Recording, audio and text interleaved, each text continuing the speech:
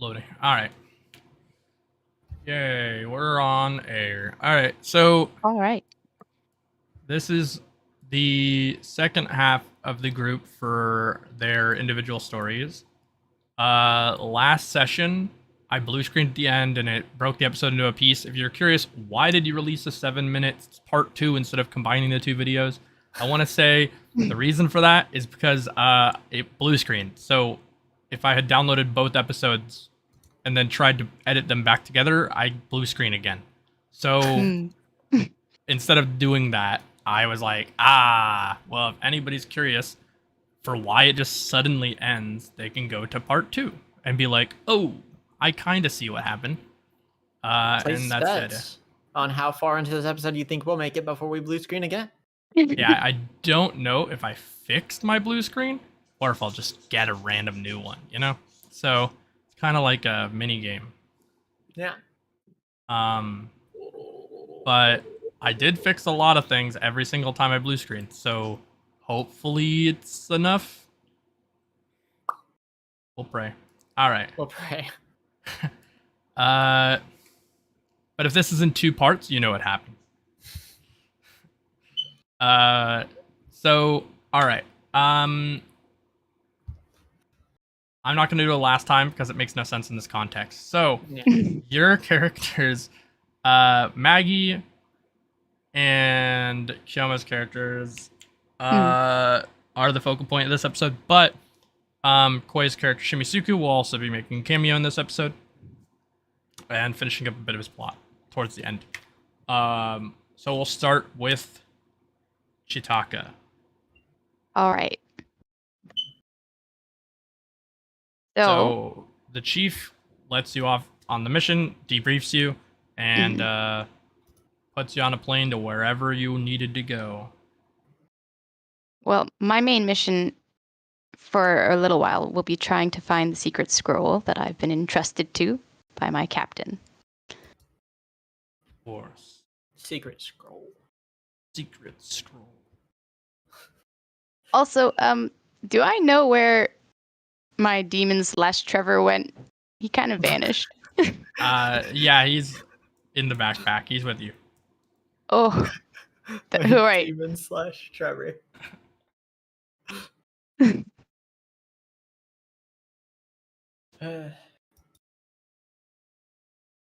Yeah. So yeah, when you say like he's in the backpack, wait, what? He's like, with you. He's in your party. Okay. Yeah. Oh, okay, got you. Yeah. I'm like, do I actually have like a Mary Poppins bag? Like, wait a second.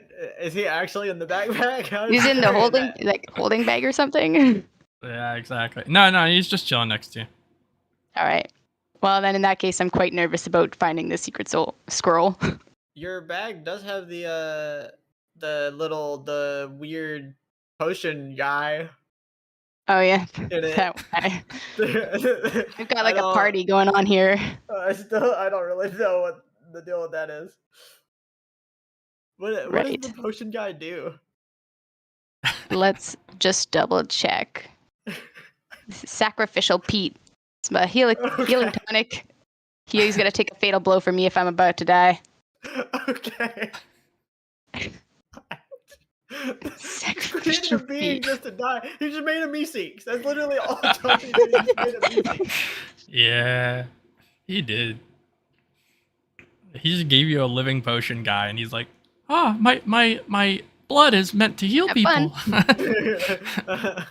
Yeah. I probably will never use you, Pete, just so you know. I don't know if I'm happy or not. Well, yeah. I'm not useful anymore. But I'm also going to live longer. No, I mean... Oh. No, it's fine. I just kind of grab my chin and cover my mouth while I just stay off in the distance. All right, well, I'm going to take a breather. But all right. I'm always here for when you take damage. Sure. Okay.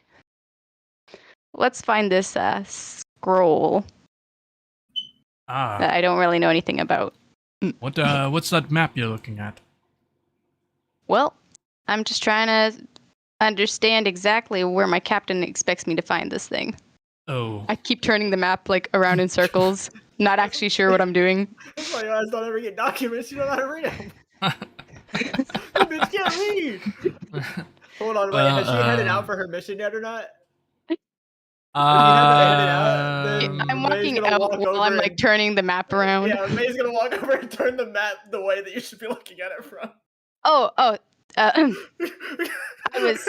Thank you, May. Since you haven't headed out yet. Completely like embarrassed, blushing. I was getting there, but yes, thank you. And I like hold the map up over my face and walk out the door. Yeah. Trevor looks back and winks at May and then runs forward to catch up. He's like, if you're trying to use that as a face mask, I think that probably won't do. And he like pulls the map away from you. He goes, so this is the orientation. Well, yes, that's the right way. I don't know if I liked it better when you were in my head or here. Now you can like take things from me. I kind of reach back for the map. Here you go. Thanks. I checked to see if he's turned it around. It's the way you originally had it. All right. So like, just so you know, I still don't know what to call you exactly, but maybe I'll call you Trevor for now. All right. That's easier and less scary to other people. Yeah. Been saying the demon. So like, I'm still like interested in keeping our bargain up, but I do have a mission. I feel that's kind of more priority compared to other things. So. I see. Yeah. Oh? Gotta keep up this. So I tap the map. Of course. All right. Well, we should find whatever it is you're looking for. Yes. Don't want to let the captain down.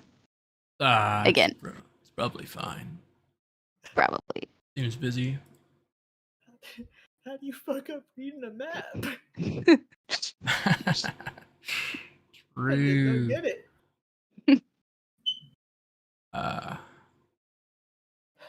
Where am I looking for this? Where are you looking for? Where are you looking? Hopefully this will just take about 2 weeks, but if not, I'm ready to take a pause on it. Nah, yeah, it's perfectly fine. I feel like I'm Trolling. rolling. Yeah, that sounds right. Why is it that I'm okay? Huh.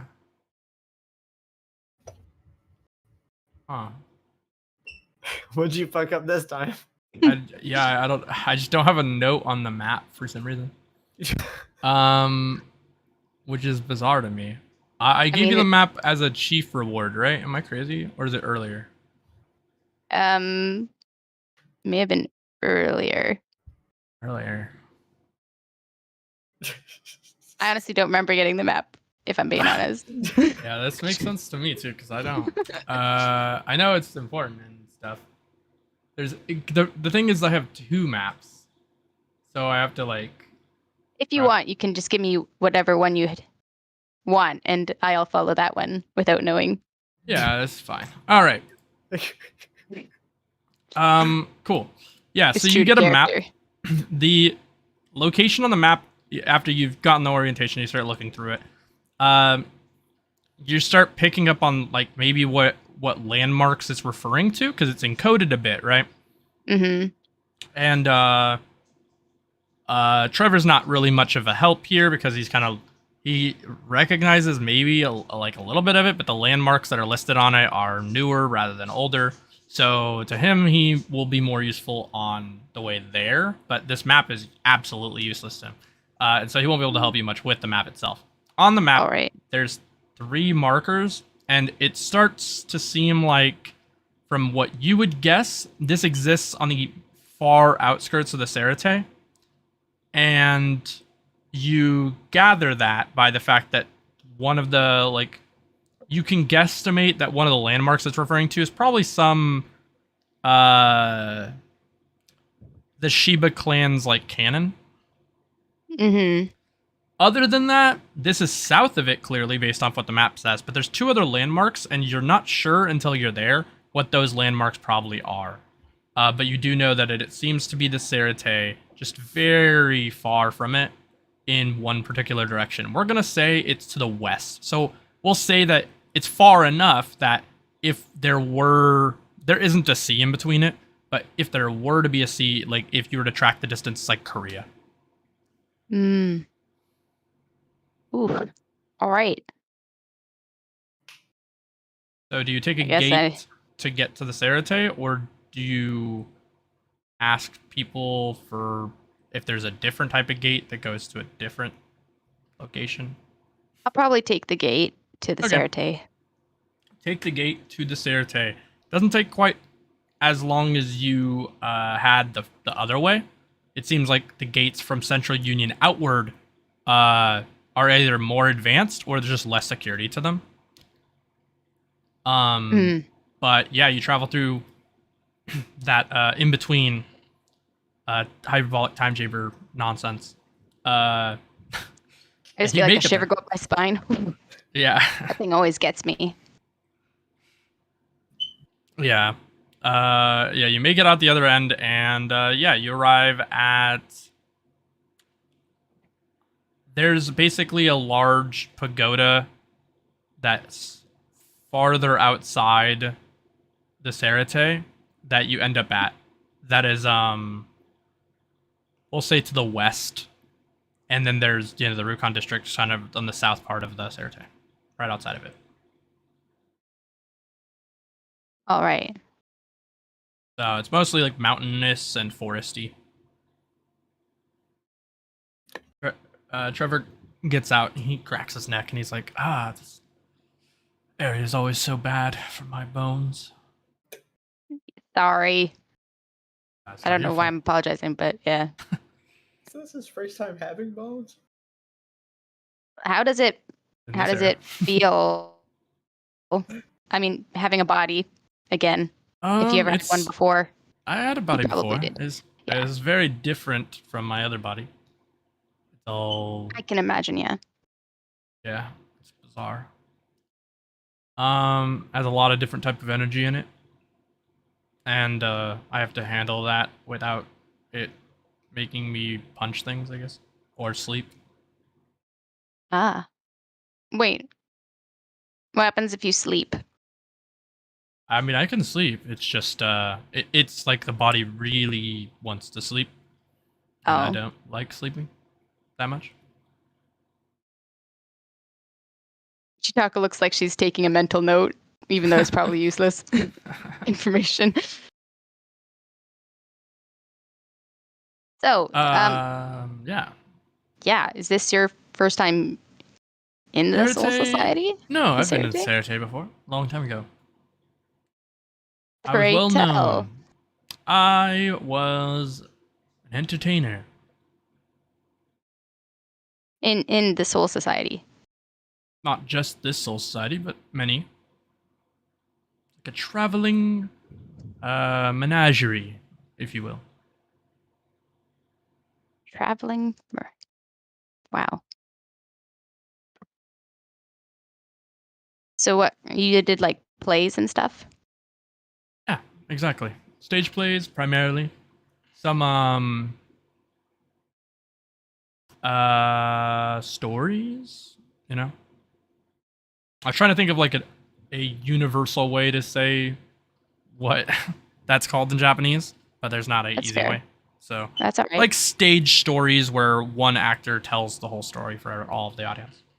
Mm-hmm. That's pretty impressive. How did you end up, down in hell? As with anybody, you die. Various soul societies send people to in different ways through different rituals, and I was sent early. So how did you die, if you don't mind me asking? I mean, I we're didn't die kind in of a walking normal anyway. way, per se. Yeah. I was sent through a ritual earlier than intended. Hmm. Interesting. Yeah, that's why I'm locked kind of close to the entrance, if I would say.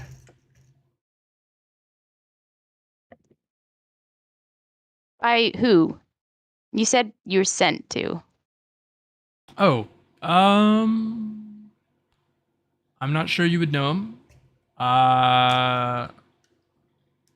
It's a beguiling young devil named Justa. Yusta? Depends on how you say it. Spelled Justa. So Justa? Yep. Justa? Yeah, Depends on your Justa. region, but yes. Oh man. I take it like how do we I know this is kind of have you thought about killing him? I Is this suppose. kind of why you want a body? No. I want a body No. so I can live a life that I don't currently lead. I see. Do you want to get back to your old life? Is that I don't think that's possible. But it'd be nice to at least tell a couple stories. well, I'm willing to listen. If you want to start with a one audience member, I think I need a bigger stage, but that's fair. I will tell you, regale you with a couple tales as we go along. Sounds good. All right. What are we looking for in the forest area or the mountains? He looks around and he's like, well, I think it'd be pretty far from here. Looks like that's over there is the tower, and that's only a couple miles away. And, let me...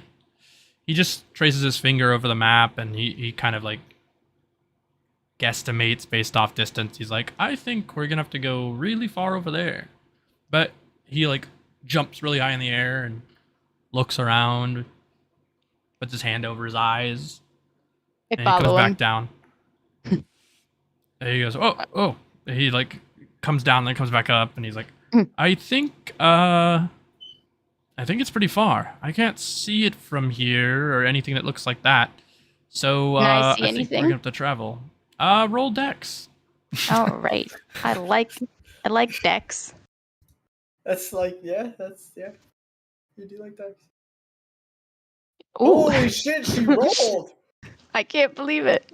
This is my one and Wow. only. Why You see the back of your eyelids. No, I'm just kidding. Yeah, you see quite far, as if with telescopic vision. You gaze really far out, and you can see just a little bit of something that might match it. Your vision is impeccable. You believe it to be hundreds of miles out. That's a long way. How fast are you, Trevor? I'm very fast, I think. Do you want to race? Sure. Let's do it. All right. I want to race. All right, roll Agi. Oh no. Oh, yeah, actually, that's pretty good too. Yeah.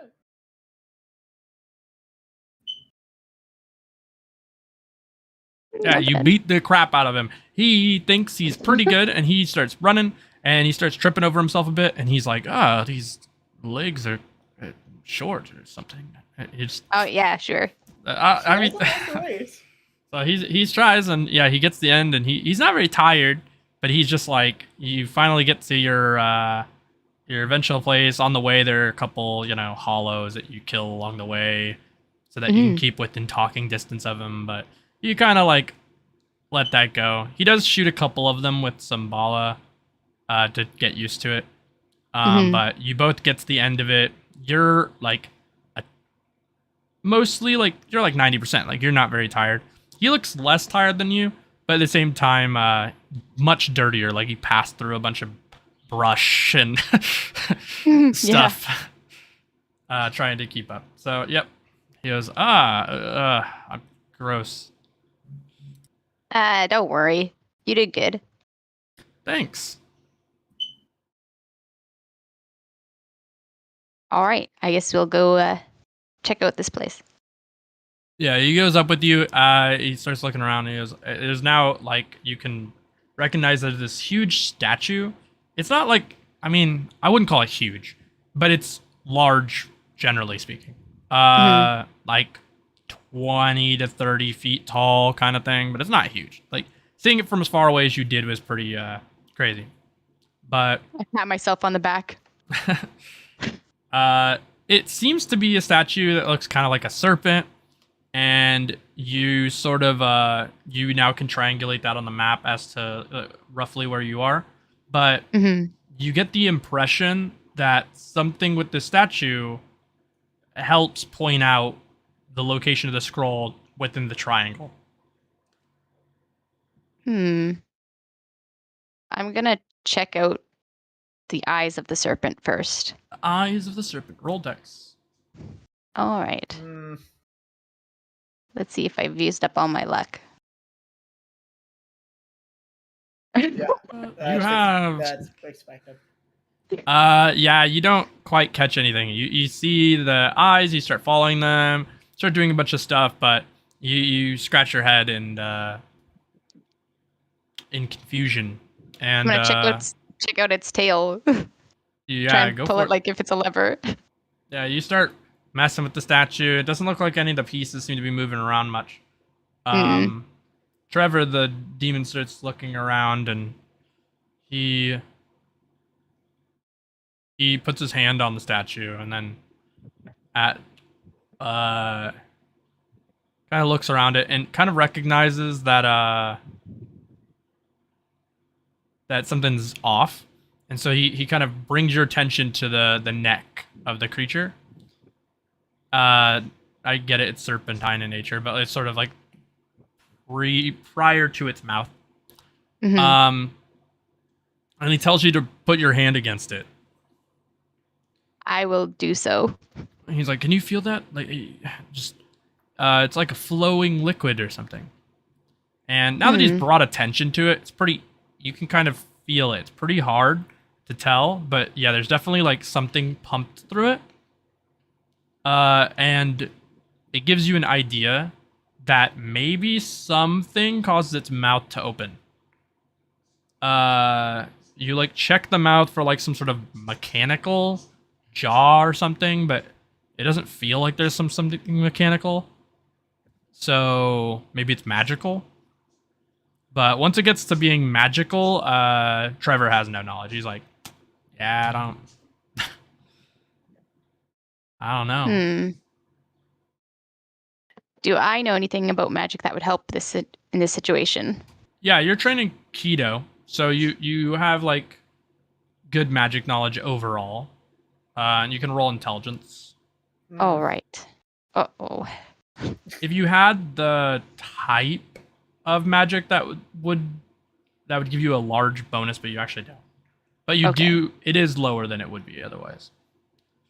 That's good enough. So all right.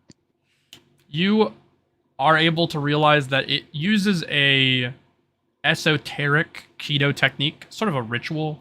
It would fall under like Kaido, probably healing, to make the statue animate, but you're able to animate it enough that it opens up and spits out sort of a liquid, and in that liquid is a parchment of some sort, like a wrapped parchment.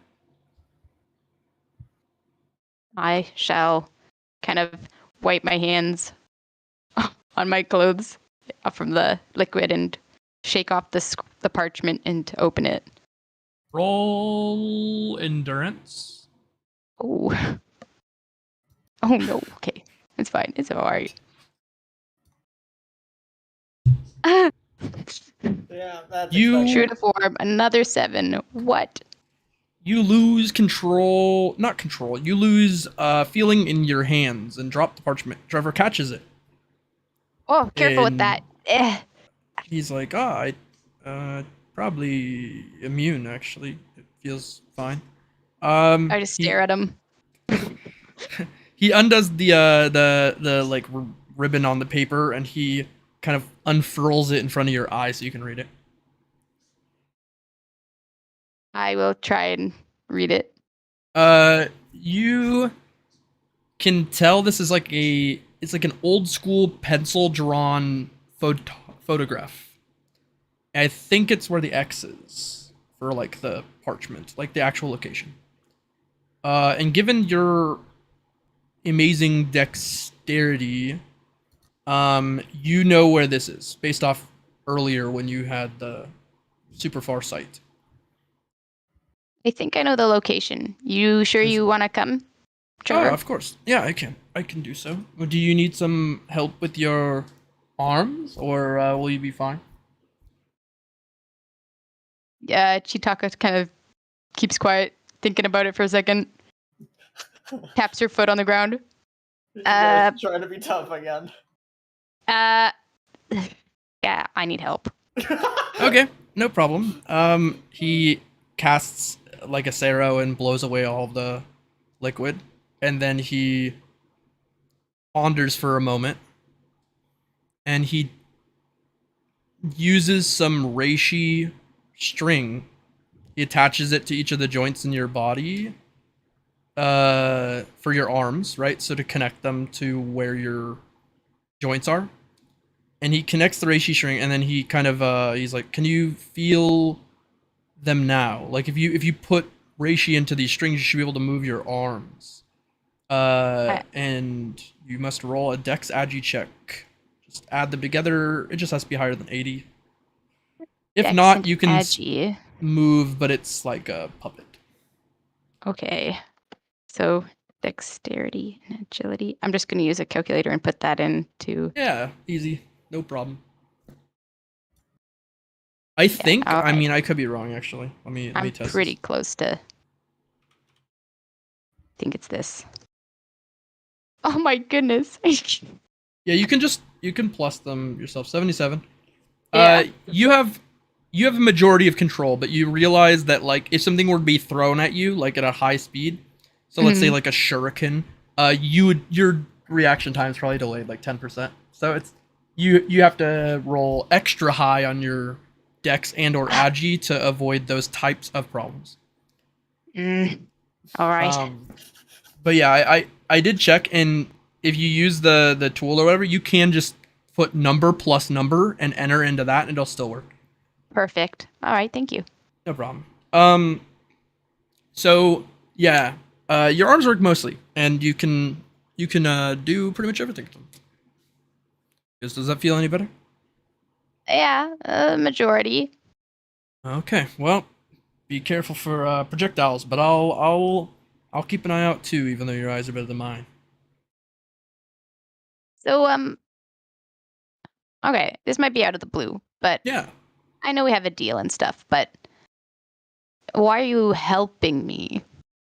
What do you mean? What would I do otherwise?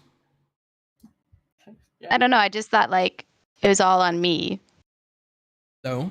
I mean, I was always there before. I gave you a True. blade to use. And you helped you when I was a blade. It's not much different. Yeah.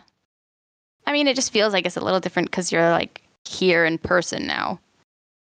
I suppose. Both are bodies of souled objects, but one is pumping blood and the other is not.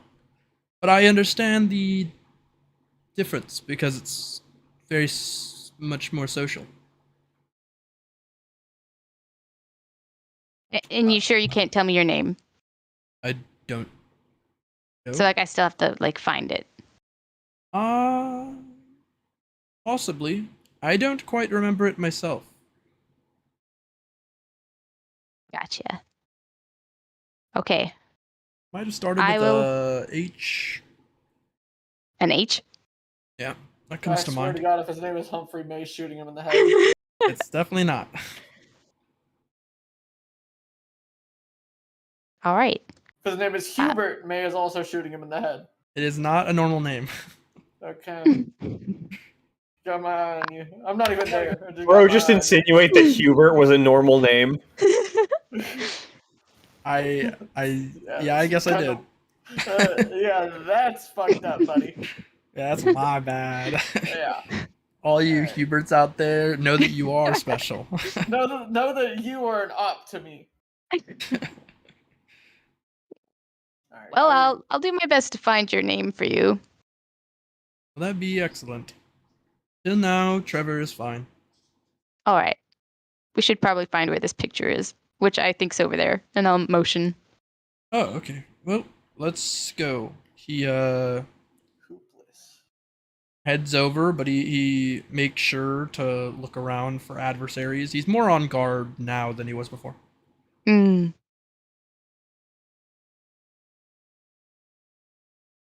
You make your way to the location, and I will roll for him really quick. All right. Yeah, you get there. He passes it, like a decent margin. Okay. And then he turns back and he's like, "Wait, is this the place?" Yeah. Oh, that's weird. Huh. Chitaka's just watching him. Feels so normal. I'm gonna try and feel the area as well. Go ahead, roll dex. Oh no. Okay. What? Come on, Oh dice. no, your dex is fantastic. That's I a know, bit of a but- number. Okay, that's good. Yeah, that's good. Yeah, you can detect that there's plenty of energy in the air and that it is different from the area around you, so he's smoking crack. Well, I mean, not to say that you're wrong, but I do feel a lot of energy. Oh. Just take my lead, and I'll walk yeah. towards where like there might be the most. Yeah, you find the object in the ground and you carefully kind of cut around where the ground is leading to the area, and at that moment an attack flies at you. All right. The demon takes the attack through the chest. Oh, He goes, "Stopped it." but you what? He pulls the two daggers out and throws them on the ground, and his wound heals back up. Chitaka's like dumbstruck. Oh, it's this, stuff, I guess, in this body regenerates fast. Right. I kind of forgot No, that's about fine. that. He points a finger towards where the knives came from. And I'll then rush in. A Yeah. light kind of fills the area around it. I'll stop. And you Back stop up. yourself, and a Seraphi flies out, and the Holy. rogues that were in charge of that area are dead. There's a large, like, beam burn throughout the ground, and there's now a giant, like, donut hole in the forest. I like your enthusiasm, but I mean, I would have liked to talk to them. One of them's still alive. Oh, great. He Sonidos and grabs him, and then he breaks his hands. Oh, I'm getting flashbacks from my first interrogation. Didn't work out great. And he Sonidos back, and he drops him on the ground, tied up. He's like, that should be, he's the one that threw the knives. So I guess you took that a little personal. Yeah. Yeah, that's understandable. So why are you protecting this place, first off? We were after the same thing, but you're about to get your hands on it. Who's we? Just you and some randos? That's offensive, but I'll take it. Yes. Me and our group have been looking for that for a long time. When we saw that a member of Squad 2 is landing and didn't head back to get a mission, we assumed you were already on one, and we followed you. And what's this group called? Or are you just you know, hey guys, let's grab a secret we scroll. haven't thought about it per se. I mean, I guess you can't think too much about it now. It's kind of more of a solo gig now. I guess so. Sorry, I'm just yeah. 1 second. I kind of turn to Trevor and like whisper like, I don't actually know what to do with them now. Well, probably kill him, I guess. Okay. That's the easiest. Yeah, it's probably the easiest thing to do. As a boss, the boss But- doesn't get the information. Oh, that's right. I turn around. Who are you working for? Like the boss name. Not sure I should tell you. I mean, it's better than the alternative, which is you dying. I think I die both ways. No, I might let you go. Okay, well, I give you the name. You let me go. You follow me, then you kill me. I mean, no, I might let you go. I won't kill you. If you make a actual promise contract, then hell, I'll give you his location. Okay. I promise not to kill you. How do we do this? I hold up my hand. Yeah, Wait, you do I pull it back because his hands are broken. you know how to do a contract, so you can do a soul contract if you'd like. I shall do it that I promise not to kill him. Okay. Yeah, you sign the soul contract. That's the only stipulation, that you will not kill him. And he looks at it and he goes, "What about that guy?" And he kind of notices Look, that man. the contract doesn't stop Trevor from killing him. I'm not really like, I'm not his boss. I can't really You can Trevor, hear in your do you head. want to let him go? You can hear in your head that he's asking, like, "Do you want to leave that open? Like, or do you want me to sign the contract too, and we'll find a different way for him to die?" I wasn't really told about a group. So I mean, I don't know if he's. I feel like mercy might be a good thing here, but It's up to you. If you want to just have him be let go and we take out his boss, that's fine. But if you don't want to keep any loose ends, then I'll leave something in his clothes and then sign it. you know what? Let's just not. We'll just go for his boss. This Okay. is kind of my boss's fault. She didn't give me enough information. So if That's it comes fair. back to bite us, we'll deal with it then. All right. So Trevor gestures down to the man, and he cuts his finger and signs a little bit in blood because he doesn't know any other way of doing it. Mm-hmm. And he puts it on his back like a kick me sign, and he's like, "There you go.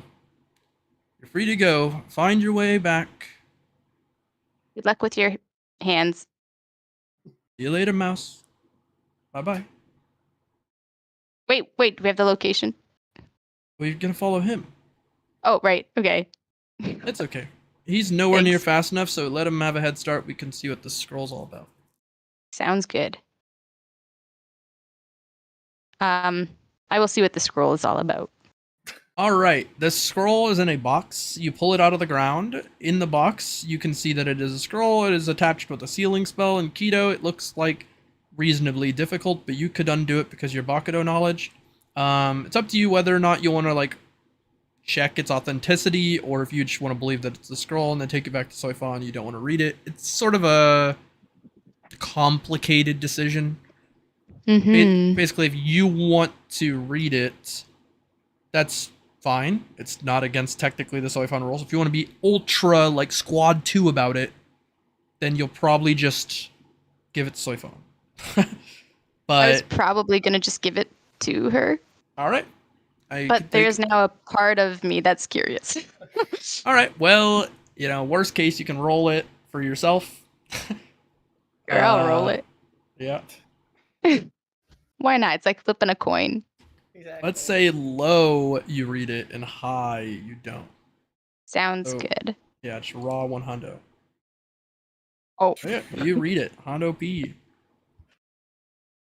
All right, I slowly open it, letting curiosity get the better of me since Yeah, I've started questioning everything and everyone around me.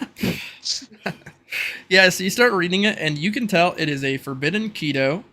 It was probably stored here because somebody was investigating Squad 2 barracks, and Soifon planted it elsewhere, and it is against like higher ups instructions to have hidden the scroll, but she's doing it for the Oh. protection of Squad 2.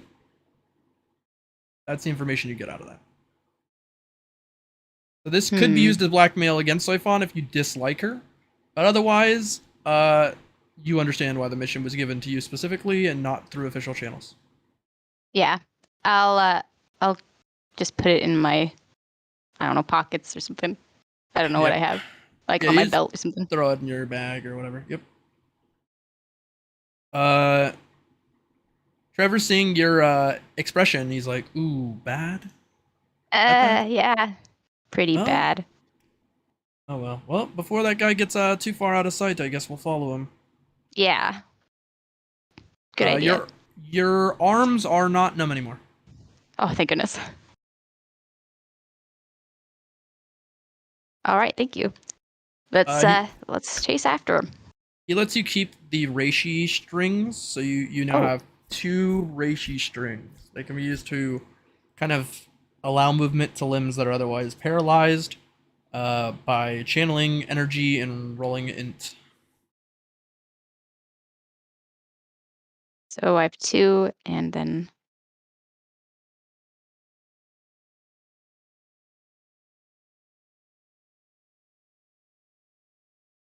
thank you. All right. Shall we? All right. Yep. You are able to follow him, no problem. You make your way to their hideout and sort of towards the external perimeter of it. He kind of hushedly, the bandit-like guy, is like, "All right, I've taken you here. Am I free to go?" You are. But Okay. try and live a bit less of a risky life, or next time you might die. Not by me specifically. I'm just saying, No, I you're understand. taking some risks. All right. Well, head out. Take care. What's your name? If you want to give it. Dominique. Dominique. Thank you. Later. He's like, I need to go. I gotta get out. Trevor's like, this looks real low rung. Probably do this in 5 minutes. All right. Want me to time you? Sure. Oh fuck! I'll get my sword ready. I'll set a timer. I'm setting a timer. Well, it's just inverse, so. No, but I'm setting a timer just to see. Okay. All right. He gets ready with a timer and he hits the timer. I rush off. All right, you rush off. You go through the front door. There's 3 guards. They're Go for the knees first. Boom. Yeah. You take out their knees. They fall to the ground. They're unsure what's happening and they can't feel things and they fall to the ground. They're like paralyzed. Yeah. I'll go for the kill. Oh, All right, God. you take them all out and you proceed further into the base. In the base, you see that they seem to have a lot of like forbidden stuff, but it's leans on like wacky forbidden, more like esoterica, like antique shop kind of thing. Mm-hmm. But it's definitely a lot of illegal things. And you kind of pass by a lot of this stuff. Do you have any preference to like destroy any of it, or are you just gonna pass it and go to the boss? I might quickly browse them to see if anything looks like a weapon. Roll int. All right. I'm really good at intelligence, guys. Don't worry. Alright. Oh, Okay, alright, okay. You are. Nice. Really good at Look at that. Manifested it. Yeah, you find a very interesting weapon. Yeah, it's a short sword of some sort, a blade I length shall of take about it. a foot and some change.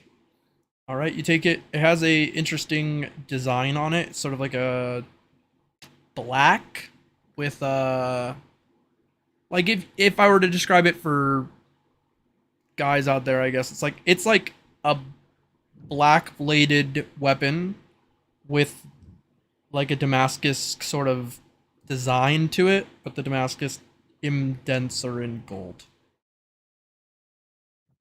Oh, that's a roll Nice. thing. It's Okay. called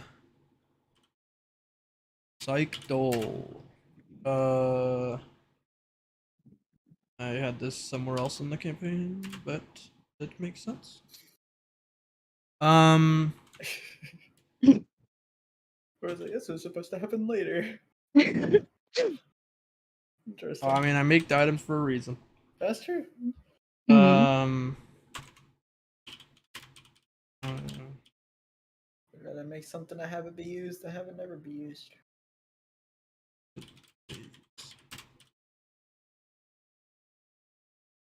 uh,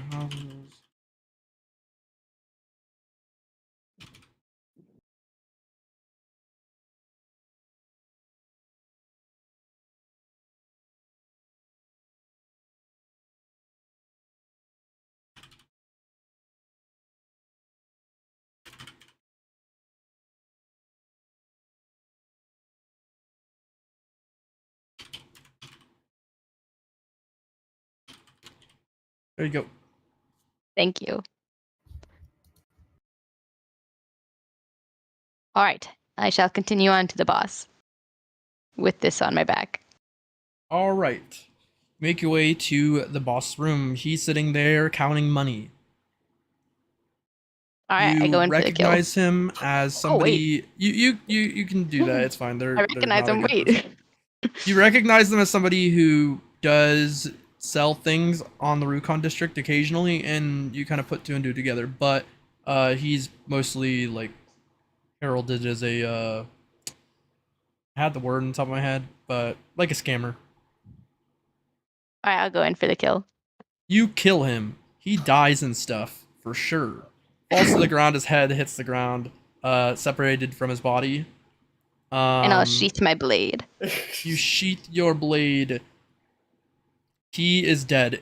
Around his body, if you search him, you see one parcel and some other, like, I guess similarly antique objects in the form of rings on his hand. Do they look dangerous or important? They're definitely cursed items. So normally they are stuck on your fingers, but now that he's dead, they come off. But they I'll have pocket perks. them. All right, for now. pocket them.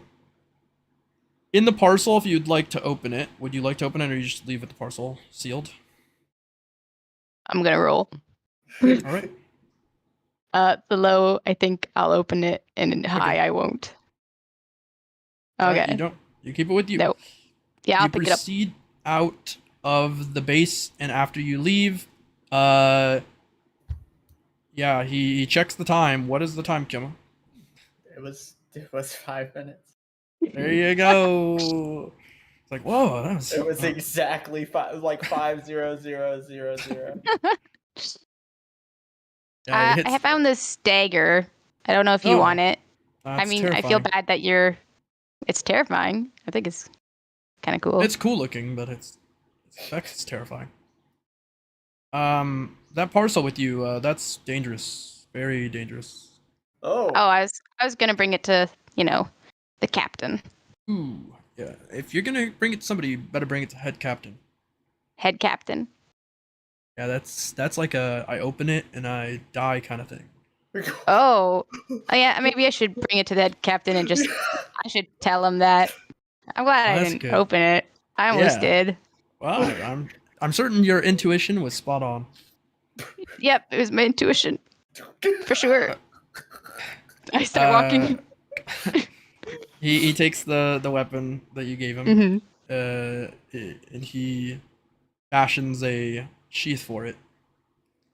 out of you know, spectral magic stuff that you were familiar with him being able to use out of illusion crafting, but now it's a bit different. Mm-hmm. Very Um, cool. Thank you. He wraps it around his waist, so it kind of drags, not drags. It's loosely fitted to his waist. Mm-hmm. And he heads with you to the Cerate, which you make it back. It is a long journey. It took you 2 weeks, so you get back just in time for your buddy Shimisuku, which you hear has just left the hospital. But as you know that happens, and you were thinking maybe you should visit him, maybe you should do the head captain first, you see him bolt out of the hospital, professing his love for somebody as you hear it from a distance, and his father kind of chases after him, and I you're drop like, the package and cover my mouth. Trevor catches the package and he's like, it seems like a lot right now. Maybe we should do this first. Yeah. Good for him. She's like crying.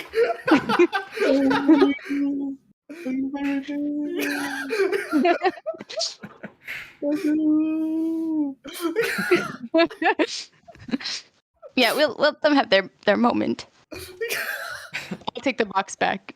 All right. When I see like the big honcho, maybe you should wait outside. Yeah, it's fine if that's what you prefer. I don't know if he can I don't know if it'd be awkward, like to explain who you are. I guess so. Yeah, it would be kind of complicated. Depends on. Yeah, either way, yeah, I get you. I don't know him that much, so if you think I don't know him very well either. Well, it's fine. You're probably right. Okay. Send you on ahead, and you head over to the head captain's office, and you deliver this parcel to him. Please don't open it. I can tell. Okay, just making sure. He grabs it and he looks it over. He gestures towards. As a board. Yes, you can calm down. He hands it over to his vice captain. You recognize her. She does a lot of paperwork. She has glasses on, black hair. Mm-hmm.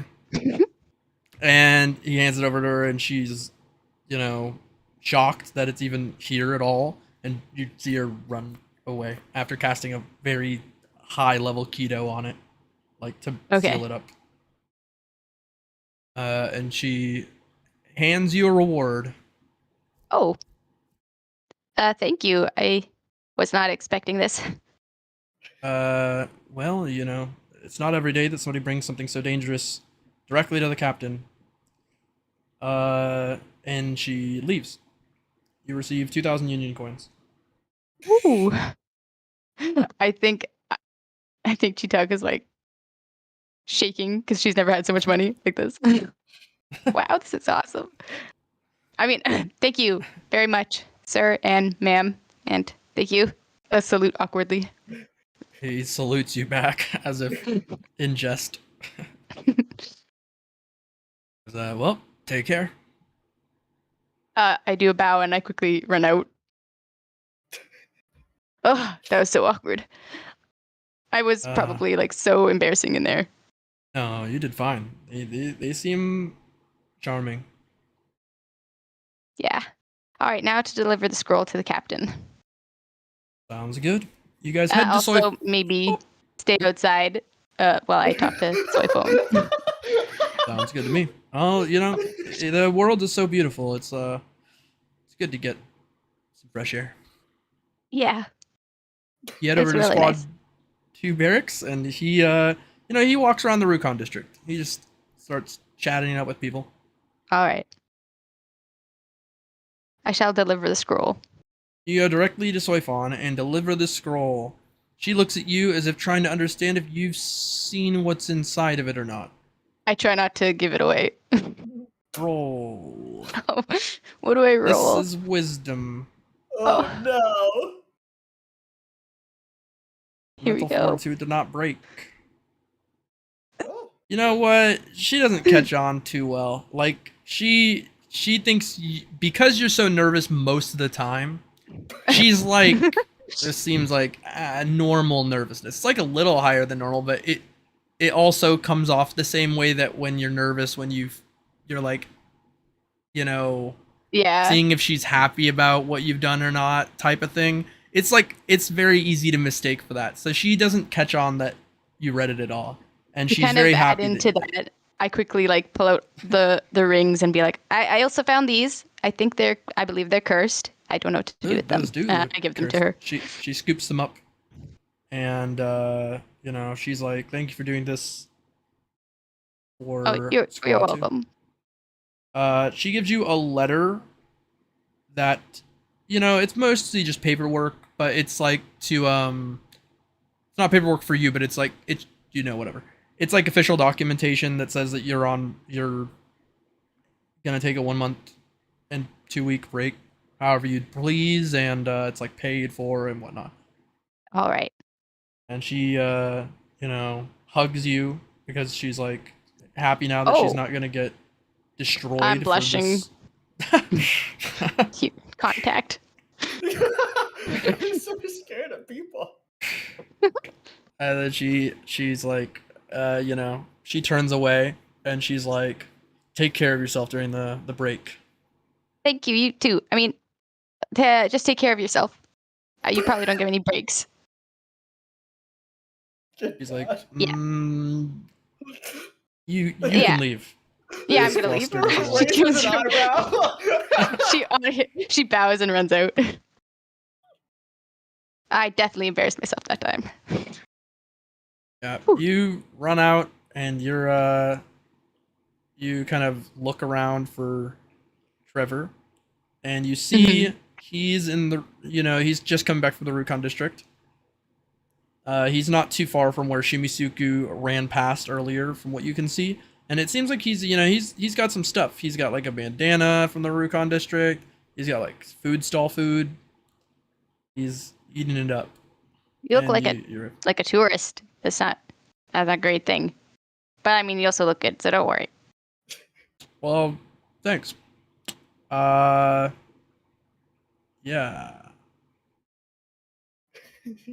I've got some things, but if you want to come, I think I don't know if the invitation extends to you, so. Well. No harm in crashing. Okay, If well, you let's want. go then. Okay. All right. I'll walk. Yeah. You head over to Shimisuku's residence, and he is there. Right. So, definitely wasn't eavesdropping or anything, Shimisuku, but congratulations. And unless she said no, and then that way I'm sorry. Oh no, we're gonna have our wedding. She said that is great news. yeah. Thank you. Glad you're finally here. I've been telling my mom about you, right? Our adventures together. It's pretty cool. Pretty chill. She was excited to meet you. Excited to teach you everything you need to know. By the way, who's this hollow that's with you? It's not really a hollow. This is Trevor, but not Trevor. Oh well. Anyway. I'll explain a little more. Thank you so much. I'll do a bow. No need to be so formal. It's just my house. It's been a really long day. Lots of formalities, but thank you. I've never visited other people like this before, so in the Soul Society. Oh, really? Yeah. I used to do that all the time. But come on, follow me. So sure. We're gonna walk to a sort of reception area, right? Yeah. I'll open the door for you guys. All right. So, would you guys like some tea? American lemonade? What's from the South? Sure. Whatever you recommend. All right. We got this thing called Kool-Aid. Kool-Aid. Yeah. So I go to the I guess it's cool. I'll sit down. I'm gonna fucking kill somebody. Got a picture of purple Kool-Aid. I'll take some lemonade, Southern style that you brought up before. All right, cool. And I bring out another picture of lemonade, and I pour the cups up. Me, I'm drinking out the bottle with some lean.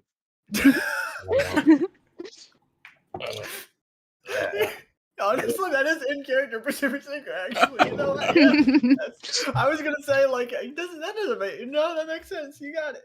And I roll a blunt, and I spark up. Yeah, he's sipping what? That is what it is. Like it. That was Wayne, by the way. You guys want to hit this? I'm all right, thank you. Trevor, you want to hit this? Yeah, I'll hit it. I pass it to Trevor. So yeah, my mom's gonna be back in a couple of moments. We're just gonna wait here. So like, how you been? It's been a while. It's been like what 2 weeks since I've seen you. You already look even stronger than before. Are you? Is everything okay? I mean, yeah, I was gonna ask you, since you've probably had a bit more of a hard time in the hospital than I. Oh yeah, I had surgery. Did it go well? Yeah, it was very painful, but hey, it doesn't. I mean, come on, I died twice. Who cares? Yeah. Pain. Right. Well, so I mean, dying a third time can't help. It would have been really funny though. I mean, you said it first. As long as I could, get you back, because your team. Oh, we would miss you. Oh, even May, even though she probably wouldn't admit it.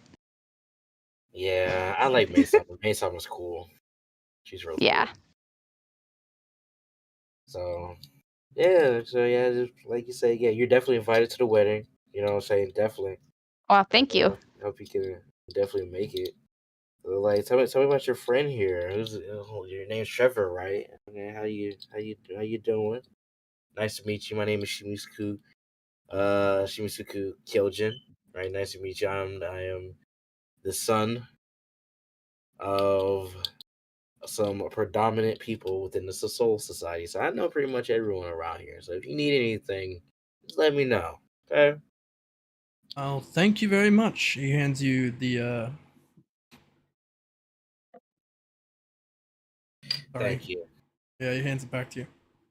Appreciate that. Yeah, I go by Trevor these days. I'm a,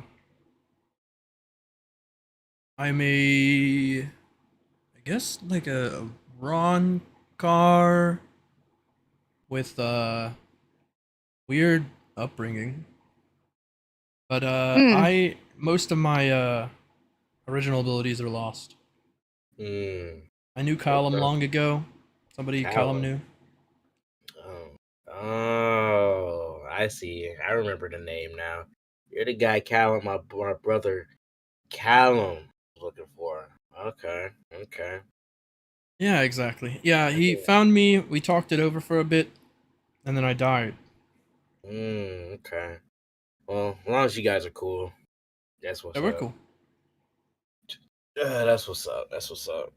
Yeah, we go way back, but me and him have gone through a lot of different things, so we're pretty far apart from where we originally were in terms of relationship. Were you also his brother? No, I knew his brother. Okay.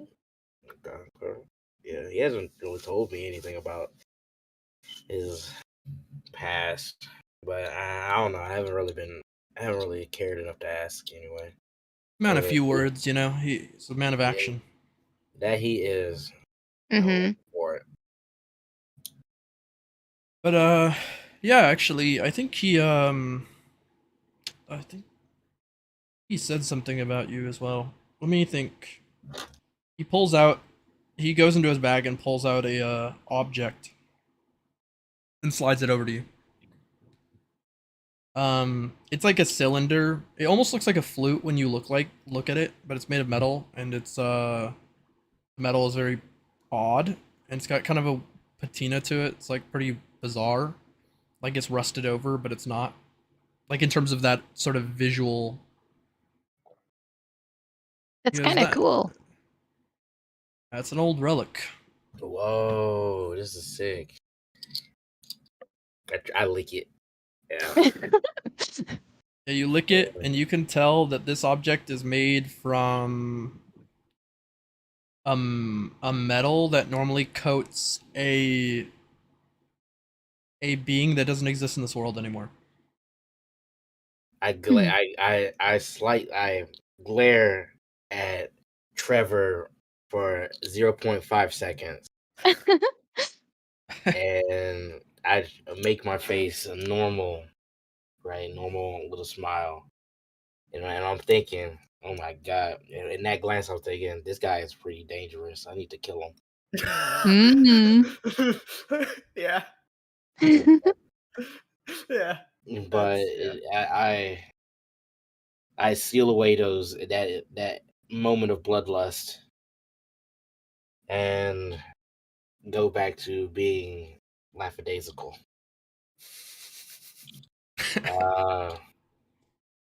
Wow, mom. Do we catch this moment? Do I catch this moment of him? His bloodlust. You can roll dex. Oh. Let's see. Okay. Feel it out. Oh, my computer's 1 second. Okay. Okay. There you go. I fixed it.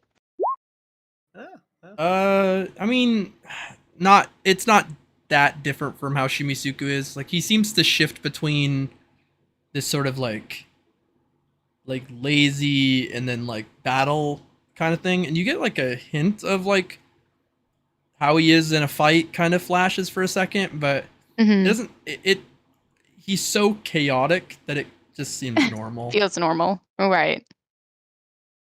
You definitely don't feel like it's targeted specifically towards Trevor. If you were to put the context clues into consideration, you would just think that like maybe after licking this this metal flute like object that's rusted, that like had like a weird taste in his mouth or something. Yeah, had a weird taste or a reaction from him, made him remember something that he hates, rather than that it's targeted to anything specifically. That makes sense. So, where did you guys get this relic from? I didn't get it. It's from a site south of New Zealand. There's an old lab. Oh. I wasn't too far from where you guys were last I saw. But that's where it was originally from. It was there's a destroyed ruin, and that came from it. There's the only really interesting thing from it. So, Trevor, what do you know about America? I traveled there a while back, a long time ago, actually. I used to do shows. Shows? What kind of shows? You know, like acting shows, like stage plays.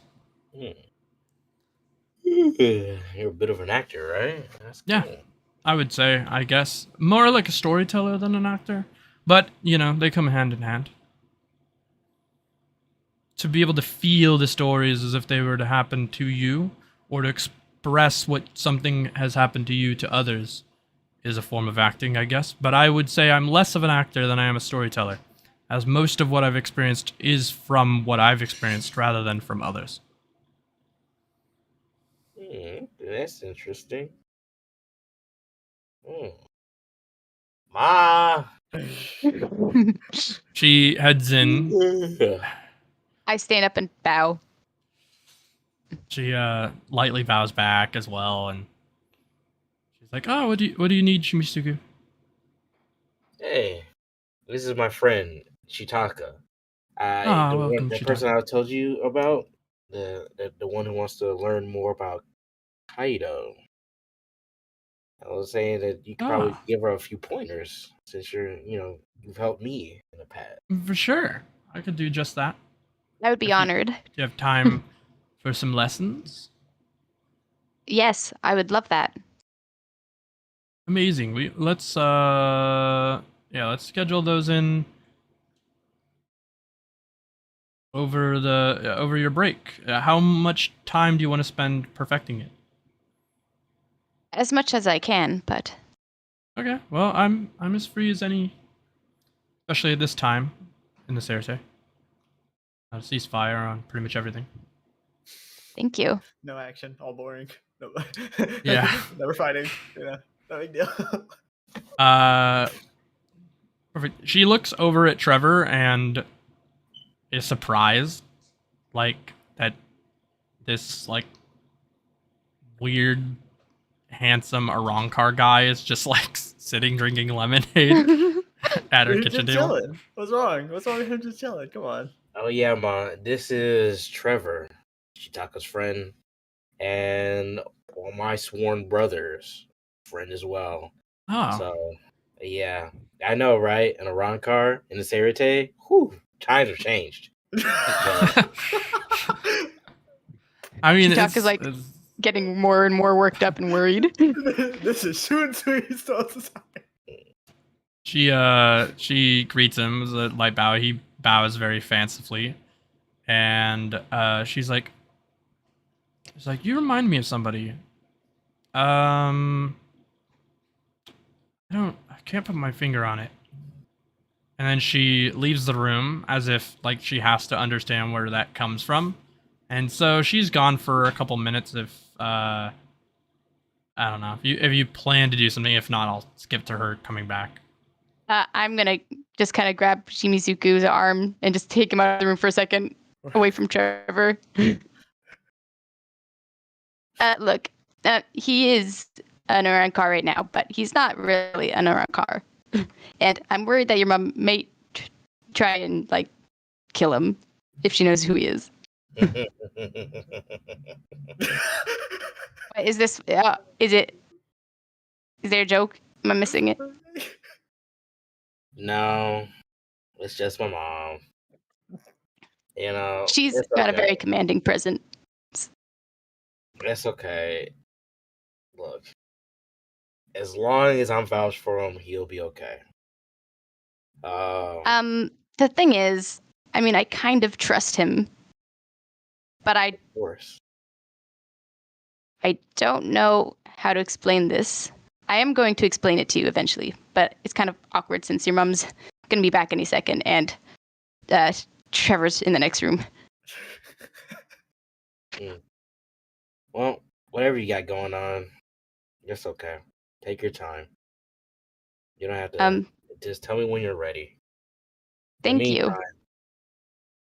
We need to get you into some Kaido practice so you can start healing. In fact, I think I might join you. All right. You can show me some pointers. Yeah. And maybe, just maybe, I can convince my mom to give you a little booklet like she gave me. Wow. Thank you, Shimisuku. Hey, what are friends for?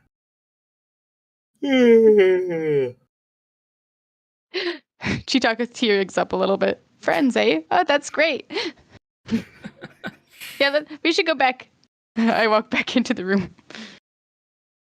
All right. You make your way back into the room, and Shimisuke's mother comes back in, and she pulls out this like old document. It almost looks like I mean, I wouldn't call it per se like a picture, but it's almost like an advert, and it looks really old. And it shows sort of a picture of the menagerie that he was a part of a long time ago.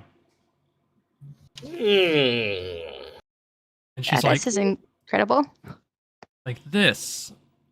They were a wandering menagerie from like, I'd say 200 and some odd years ago. Do you happen to know if you're affiliated with them, or do you like who are they exactly? My Sorry to interrupt. No problem. My mother used to go see them a lot. But I don't know much about them myself. This is from my mother's things. Right. But I was, I heard things about them, and his energy matches a lot of that stuff from back then. Well, he did say he used to be an actor. He is a storyteller, so it might be him. Yeah, I used to play in these shows all the time, and he starts looking through kind of the stuff, and he points himself out. Oh, see, this is pretty cool. I'm looking over the shoulders. Yeah, he's wearing like a kimono, his long white hair with some accents in it. Green eyes. Your mother never mentioned a name, did she? About the performers? She's not sure. She starts looking through some things, and there are some names, some of the performers, but most of them are in titles. Because it's like a show. Yeah.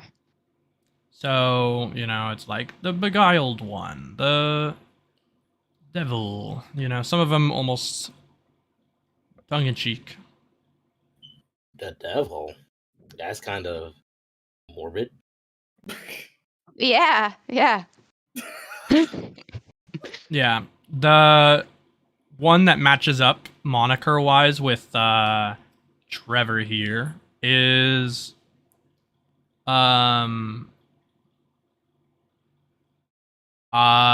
Illusionist. The Illusionist. Wow, an illusionist storyteller. Wow.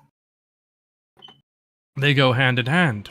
He displays some of the ability and kind of like pulls out what looks like a full moon in luminance and spins it. There's like a starry sky with it, and he kind of pulls it into his hand and then like rubs his hands together and then lets them open, and there's like now a sun there. And you can almost feel like you can feel warmth coming from it. And then he kind of pulls the sun into between his two fingers, and he creates like smoke coming out of it, like he snuffed out a match. I smile. I have a real big smile on my face. He's like a cartoon. And I look at Chitaka, and I look at Trevor.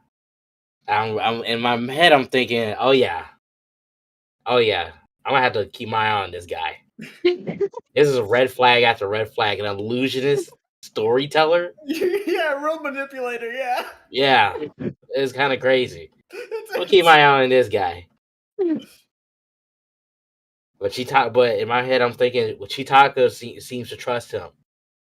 So I'm going to trust in my friend Chitaka's judgment. Oh no.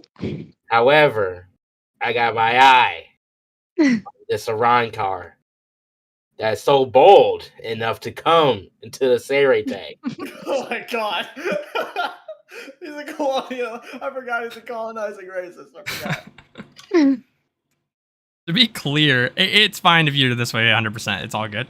But to be clear, there are current captains in service that are Arankar. Yeah. He doesn't give a fuck about the visor. No, it's fine. I just wanted to clarify for the viewers.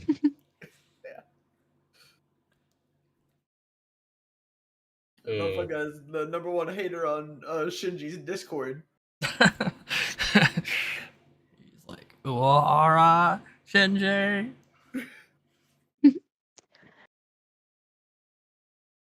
Your liberal views. Oh shit. Well, thank you very much for sharing this, and I just gestured to the picture. Ah, it's a blast from the past. Thank you so much for bringing it. And she's she's like happy that somebody recognizes some of the stuff. And so she seems pretty happy about it actually.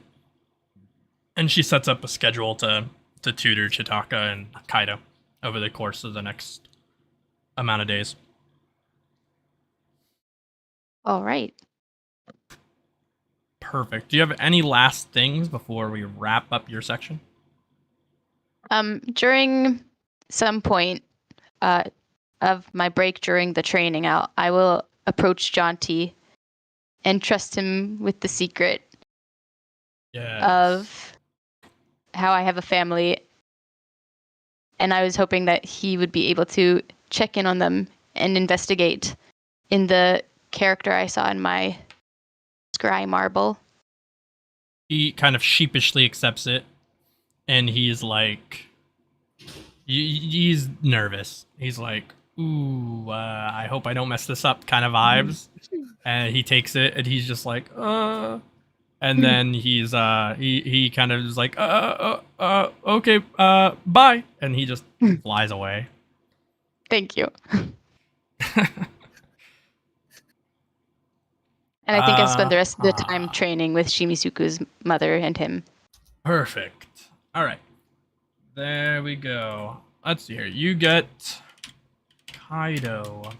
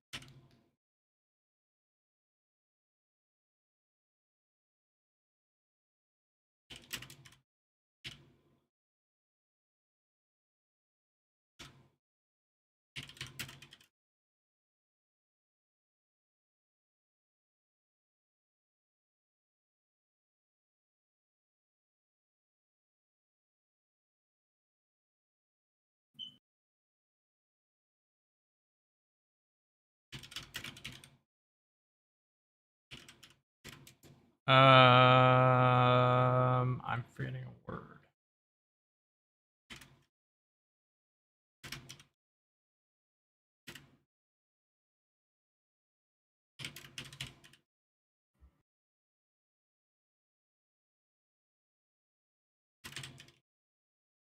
There you go. Thank you very much. Skill. You put that in your skills. Yes. Drop this in technically character info, I guess. Technically it's iffy. But yep. Thank you.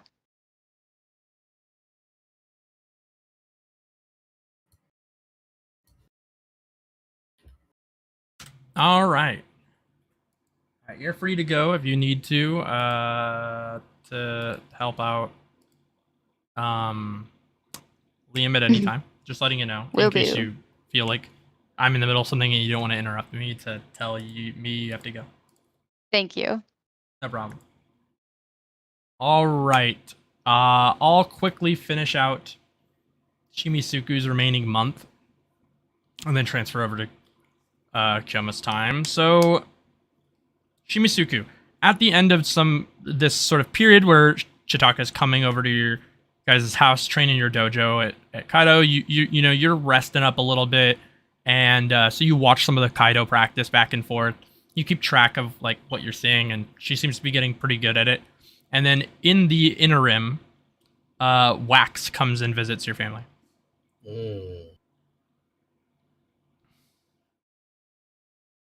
Wax. Let's see you know.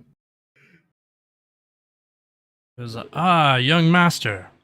Seems you've healed up quite well. Yep. Thank you.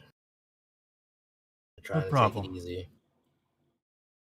Well, I actually have a mission for you. All right.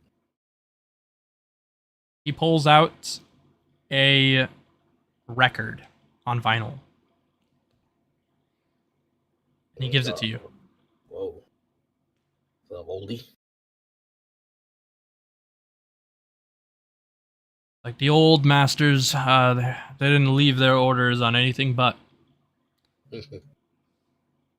Well, I don't suppose you have a thing. He pulls out a portable record player. Ooh.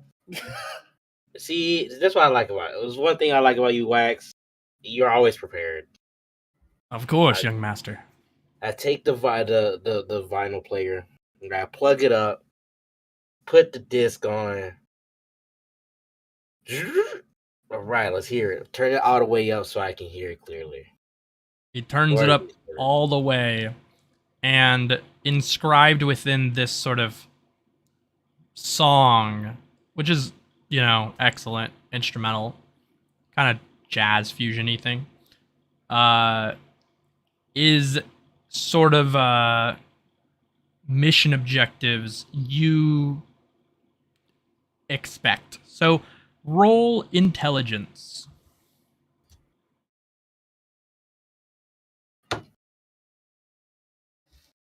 What is my intelligence? Hold on. Look at it. It's a big number. It's huge. 36. I see.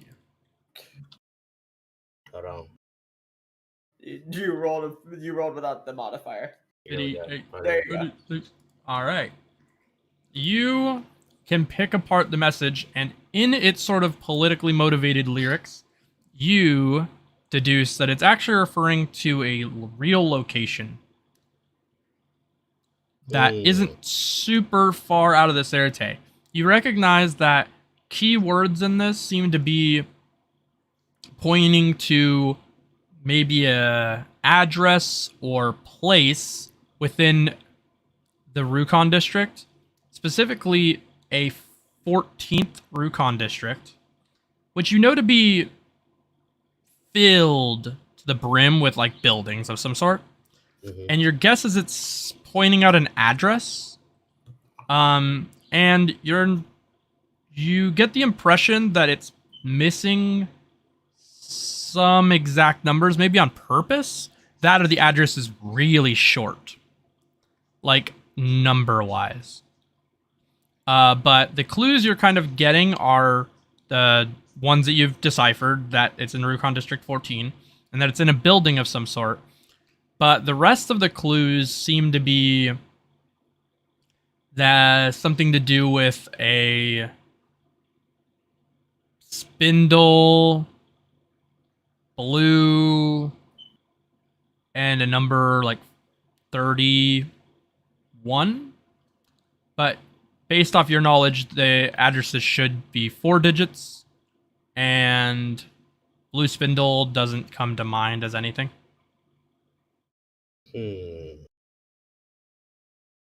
Well, all I can think of is maybe this building is a building that A, doesn't exist anymore, or B, is one of the first buildings in that district. Pretty old, right? It's probably a mixture of both. So I turn to ask Wax, hey, do you know anything about this? What we just heard? Going by what I could understand, I think you're on the right track, young master. I think maybe spindle makes me think of sewing, which is kind of an old practice, even now. Mm-hmm. The number could be an address, or it could be, depending on how old this is, it could be an amount of steps.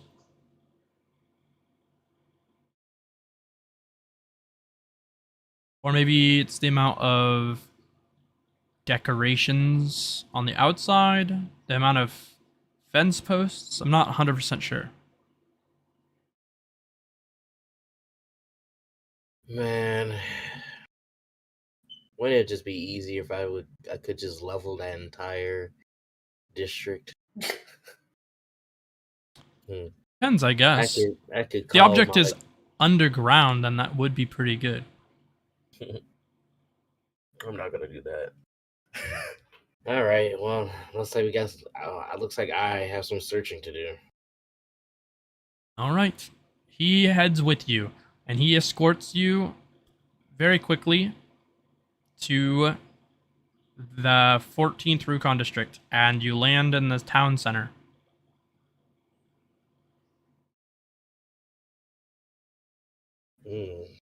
Okay, 30. Spindle, sewing. Maybe I should go to a seamstress, a shop. Yeah. He pulls somebody over. Wax walks up and he's like, "Where did you get your clothes, young lad?" And they're like, my mom made them for me." "Did your mom sew them? Or did she get them from somewhere else?" He's like, I don't know." "Ah, no problem." And he pats the kid on the head. And he walks back to you. And he goes, "His mother is not the seamstress. And she probably stole the clothes."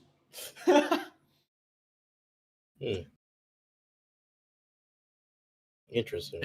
It is not his crime to bear, but it is hers."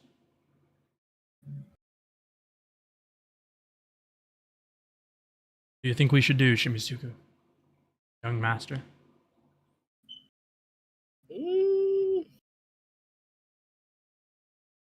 Nothing. Has that to do with us? Has that to That's do with fair. over here? He is just nobody. For now.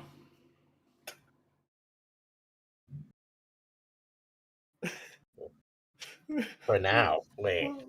What? Well, anybody can rise against our family if we gave them reason. True. Alright, let the kid go. Oh, wait. Hey.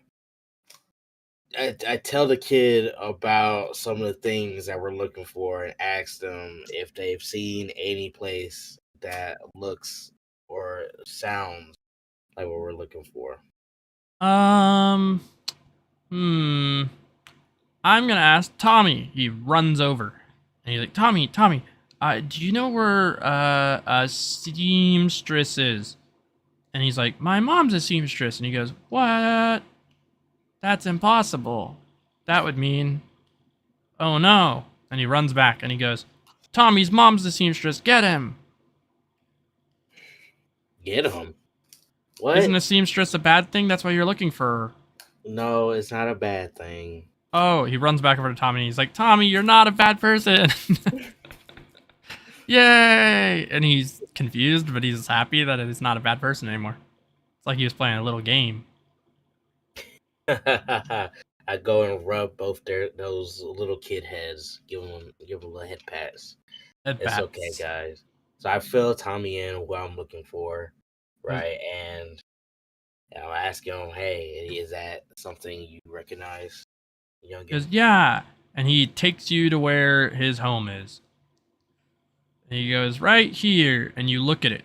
And, you remember the number. You start looking around, counting things. And it does seem like the amount of visible, sculpted holes in the outside of this building match the number.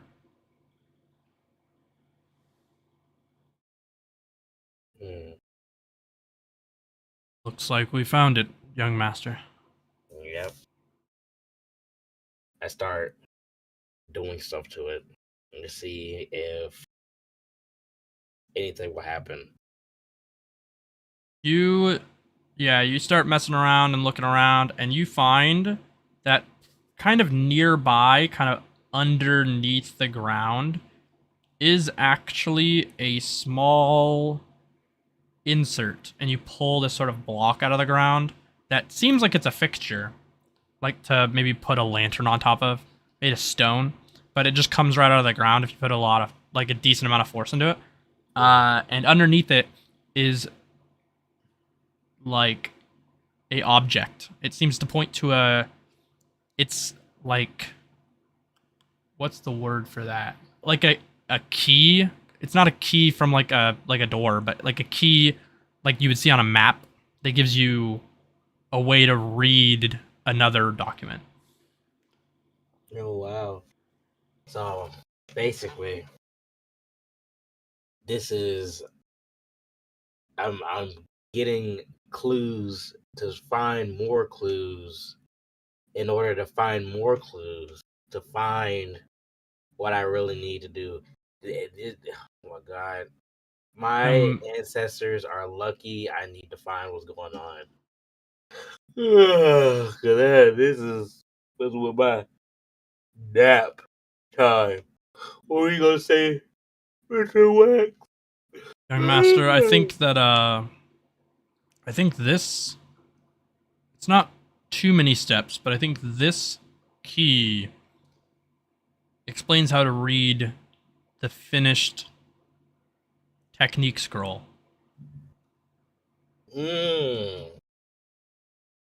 Bad. You know, I'm glad I have you around, Wax. Yeah, anything for you, young master. I go to dap him up. And he daps up back. And then I give those two boys cards. Basically, cards with my family crest on them. Ah. And I tell them, hey, thank you guys for helping me. You guys ever need anything? Flash this, okay? Come to the Seirete. Your guys of course. are invited to my house. You are protected by the Kyojin family. Okay? They're honored, and they give you a scarf. Nice. I put the scarf on. Real shonen protagonist like. Yeah. Let's go, Rex. I got a scroll to read. That was the least hard thing you could have said. Yeah, let's go. I got a scroll to read. There you go. Nice. One beam attack. Is that one beam attack per fight, or is that one per beam attack per turn? One per long rest, basically. Okay. Oh, it's an equipment item. Yeah, it's equipment.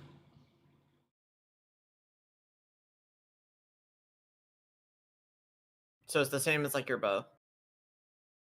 Bad. Where it has the charges. Yeah, it has charges, and they come back when you long rest.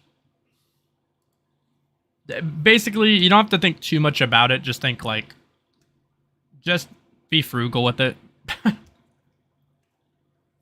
And then I'll tell you if it's like, you don't have any charges. That's the easy way to use it. All right, you finish up, you go back, and Wax, he helps teach you and train you, and you look through old documents and kind of finds a pathway in both regions that can lead you to a secret technique, using the key from before to kind of give hints, and you work with him night and day kind of doing that. You become pretty close to Wax as sort of an uncle to yourself. It kind of gives that vibe.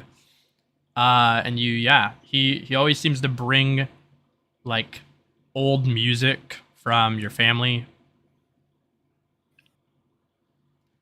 And it's a good time.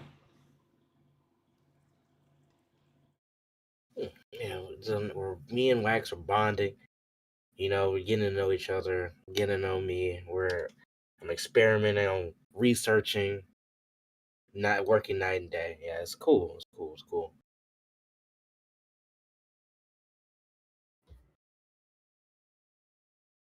Awesome. Do you have any other final things you're trying to complete in your character's time off?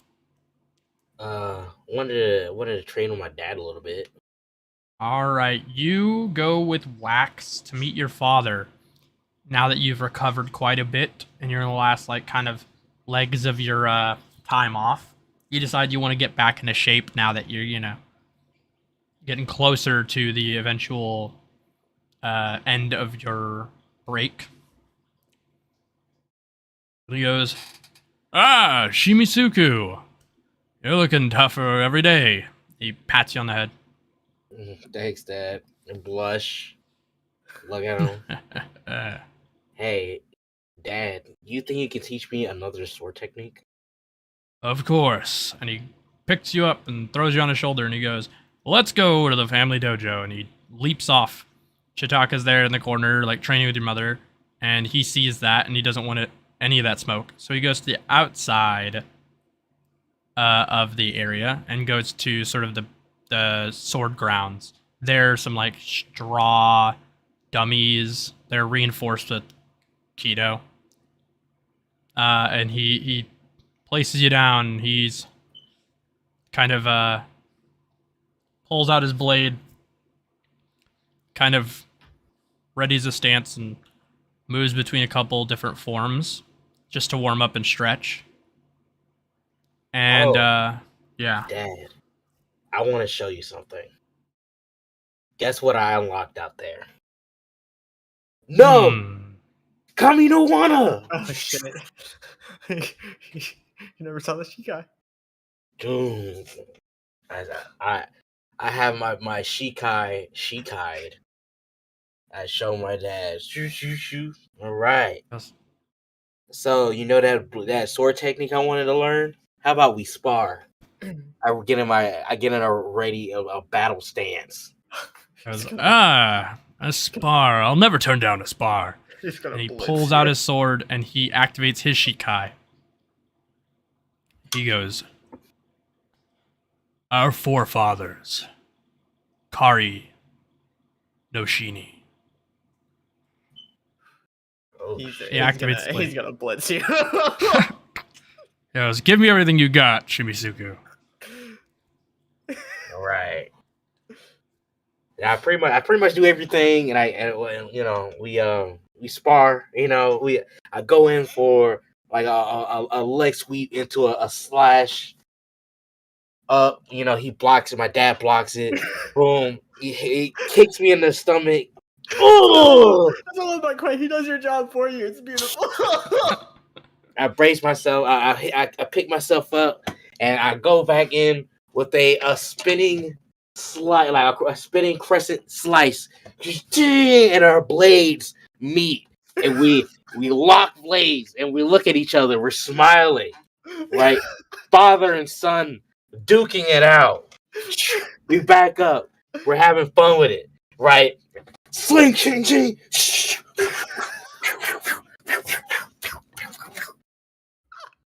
Our blades clashing, right? You can tell my dad's holding back, right? But he's very impressed. He's very impressed. So he's like, "Oh my God, my son is so strong." And so, right, he goes me. He says, "Give me your best. Give it to me. I want it. I need your best. Strike me with all of your energy, Shimisuku. Go for it."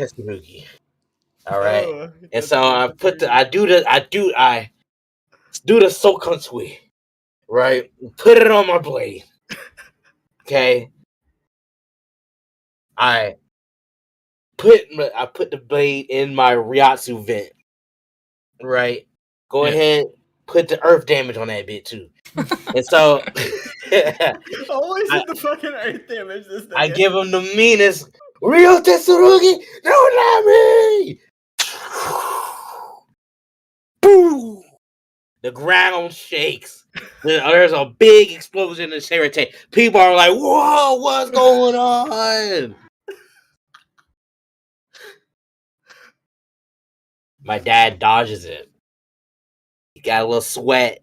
It's got a little sweat on his little forehead. Like, wow, son. That was some big ass damage. Some big ass damage. So he readies the attack he's about to show me. Take it from there. Shimisuku, here's the next technique you gotta add to your arsenal. Don't blink, but also try not to die. Too late for that, father. Again. I ready Kyojin myself. family. Secret technique. Form 2. Ryugai. Sorat no. Ken. And he slams the blade downward, as if the sky itself's weight plunges onto your shoulders. You get pressed into the ground at a really, really high force. And you're trying your best not to lose track. You watch the form as if in slow motion as it slams into you. Your blade kind of fades and everything becomes white. And you wake up looking at the sky and there's a big mark on the ground that's in the shape of your family crest. Oh, that's so hard. Whoa. Oh, that shit's tough. He goes, "Don't worry, Shimisuku. Just lay down, look at the sky with me." And he plops down next to you, and with his hands behind his head, and he starts looking at all the sun and the birds flying. He goes, "Don't worry, your mom, she made sure to give me a beating, so you don't have to. But you're plenty healed, so you won't retain any injuries." Yeah, just like old times, hey, Dad. I'm so glad I'm able to have this moment with you. I'm not gonna lie. I was out there in the wild. I missed you. I missed you, Father. And I go to snuggle with my dad. He turns into like a kid when he's around his parents. And he's like the worst person of all time with everybody else. Yeah, he gives you noogies. He pulls you in, and you look at the sunset with your father, and you keep playing back that moment in your mind of the technique, and you're kind of mimicking the form in your bedroom before falling asleep that night. Yep. All right, that's it. There you go. I guess kind of read some books. Sounds good to me.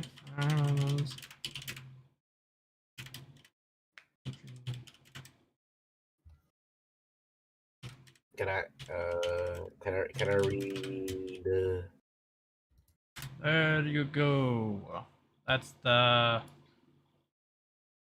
skill you can add to your skill page. It's blank currently. You have to like level it up to unlock the technique all the way, but it unlocks as soon as you do it. Okay. So, can I read A History of the Badlands? Yes. Can I get plus 25 on my adventuring checks? Yeah. You get improved adventuring knowledge. You mix it with the knowledge you had of the Badlands as you experienced it. You cross-check it with the book, and you learn a lot about how the Badlands formed and how like maybe like lands like that kind of are similar to the Serite. You start picking upon those differences. And so in spaces where hollow-like beings are, you have a better understanding of that type of terrain. So you can give yourself like plus 10 to hollow terrain checks. Like that. There you go. Bad. Have you ever want somewhere to store these like esoteric stats? Just put them in your social skills. Like where fashionability and all that stuff is.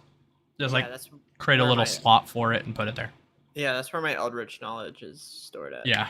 That's the best place to put these like weird knowledge-y things. So that way when you're rolling, you can like quickly check it and be like, ah, that's where it is. That's the best place to like put weird checks like that. I don't use as many of those checks in this session because like I've been trying not to use some of those weirder stats. It was very important in the One Piece campaign, but it's not very important in this one. Back then it was like, oh, your infamy matters, and oh, the fame and your fashionability, like that influences how far your stuff goes. But here it's more other stats. Like instead, the stats that are important are things you study. Yeah. All right, perfect. All right, so May. So May, you decide you have this giant, large vehicle with you, and your first order of business is to find a mechanic who's based here. That because paying to get that tank somewhere else is a nightmare. You either find a mechanic nearby who can convert it to the mechanical components that you want for what you're planning to do with it. All right. So I will need you to roll dexterity intelligence to find a good mechanic nearby that can maybe help you with this. Oh, I can't just ask the leader guy? You can, but it's good to check first, and then if Yeah, you for really sure. need it, you can do it. And then I can just add these together in my on the check, right? I Yep. can do that. Yeah, you can go blank plus blank. Oh Yep. wow. Okay. Yeah. Awesome. So there you go. Yeah, you're able to find where this person is without the chief's help. You can ask them for cross references if you'd like. Nah, it's fine. If Alright. I can find the person, it's alright. You head over to a mechanic's place, and there in the back, a sort of scrappy young lad, maybe 22 years old, lanky, but otherwise pretty tough looking, kind of comes out and raises this sort of welding helmet above his head to look at you. Okay. How do I ask somebody? So y'all do vehicles and mechanics and stuff here? Yeah, I've built a lot of stuff, actually. Recent time. For a big race circuit they have in America. Race circuit. Yeah, forget what it's called. Fortuna. Okay. It's some sort of race across the country. Yeah. They're looking for anything in particular in that race? Speed and reliability of vehicle. Huh? Okay. Alright.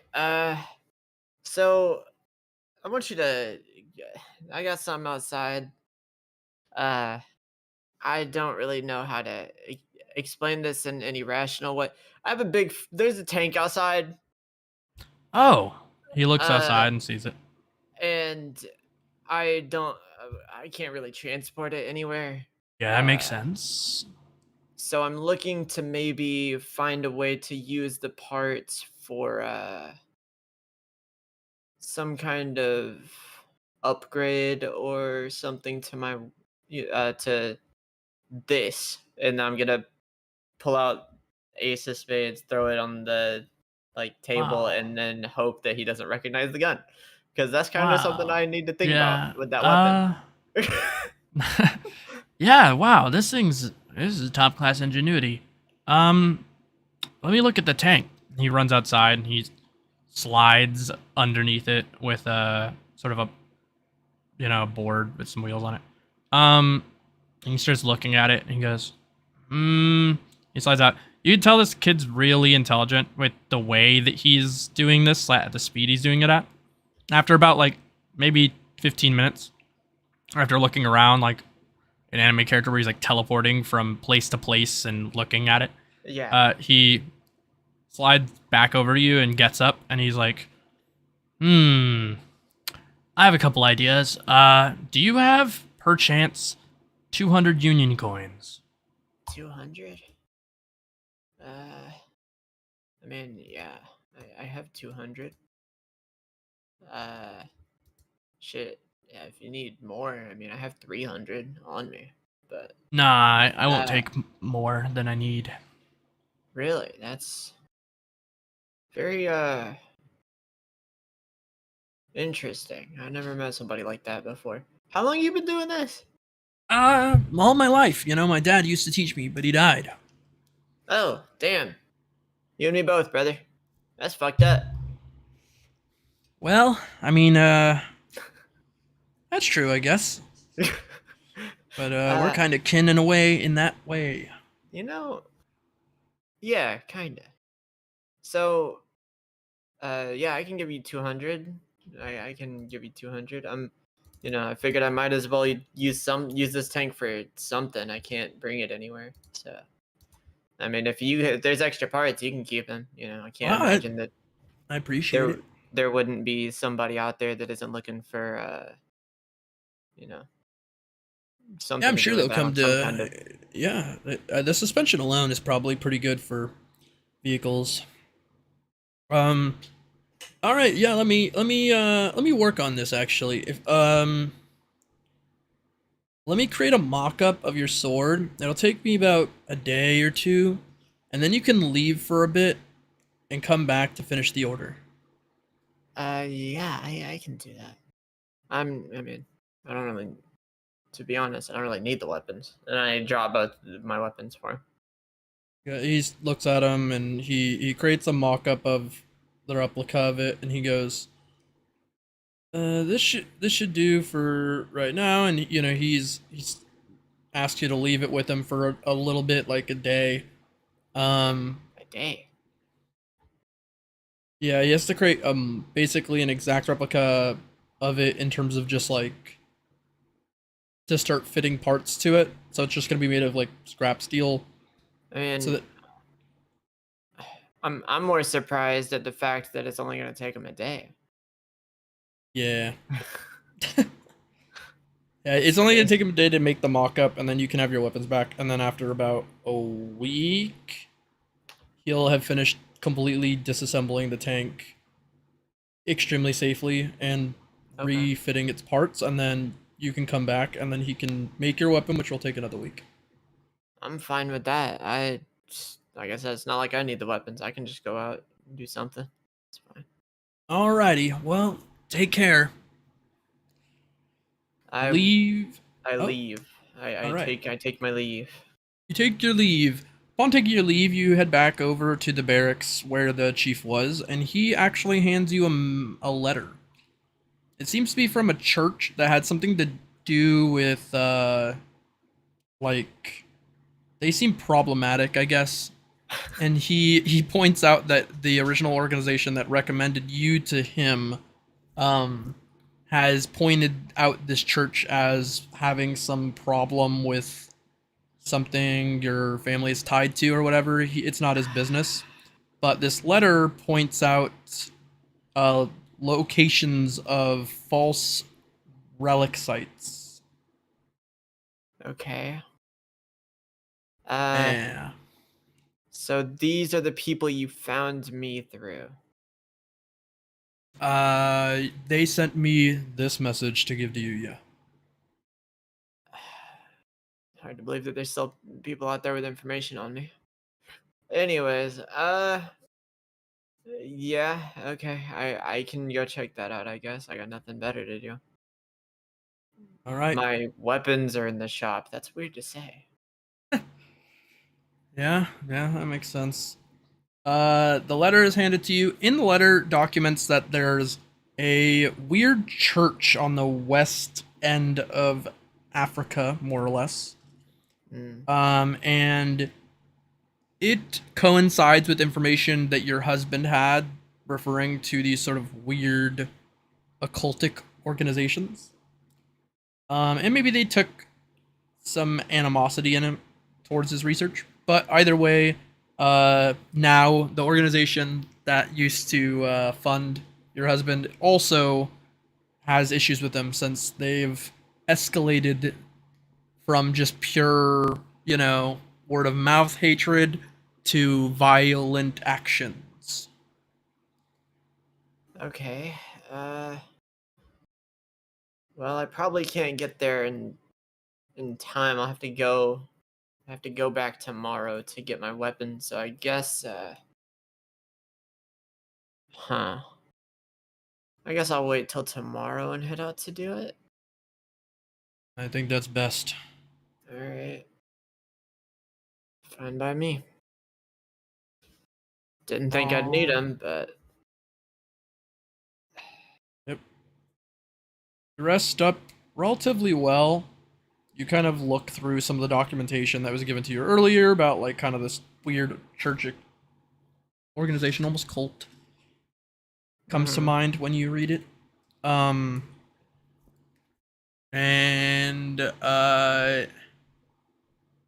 Yeah. So you wake up the next day and go back to the mechanic, I presume?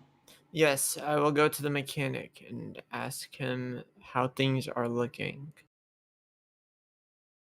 All right. Yeah, they are finished with the mock-up, and they hand you back Ace of Spades. Sick. I didn't catch your name, by the way. Oh yeah. Tyson. Tyson? No, okay, that's pretty simple. You know, Tyson Liefeld. My father was Saito. Saito. Saito Liefeld. Interesting. Like your name, but with one less letter and in reverse. Probably. I feel like God just laughed at that. Yeah, okay. Well, thanks for the work. I got a mission to go out on, so by the time that's done, uh I'll be back. You'll probably have my stuff done. That sounds good. Well, best of luck. For sure. And I head out on my way to this cult. Oh, it's been a while since I got to kill somebody. Oh, it's been a while. Don't Yes. give me a fucking reason. You go on the road, traveling across the plains and rocky terrains all throughout Africa, and you make your way to this church. You arrive at your first Blackle clergy church.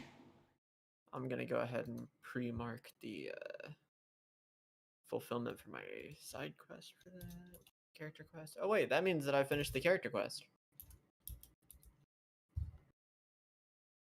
No, I need to solve one more cryptograph, but I'm close. Anyways, yeah. Yes. All right. So what do I see at this church? You are. You see a large spire like tower made of dark brick, and to the sides of it are sort of additional buildings made of wood that seem to be much newer. So they've kind of commandeered this tower, which might have had some cultic uh, ley lines or something, and they've placed their church around it. And it's sort of these stone stairs leading to these wooden buildings that behind or surround behind the main building is the spire, and surrounding it is like different buildings for the clergy. Mm-hmm. If you proceeded up the steps, there'd be like these large dark wood doors that would open up into like a church. I'll walk Benches in with through stained those glass. doors. You I'll walk through walk those doors, and there's a clergyman. He's not currently giving a service. He's just like cleaning.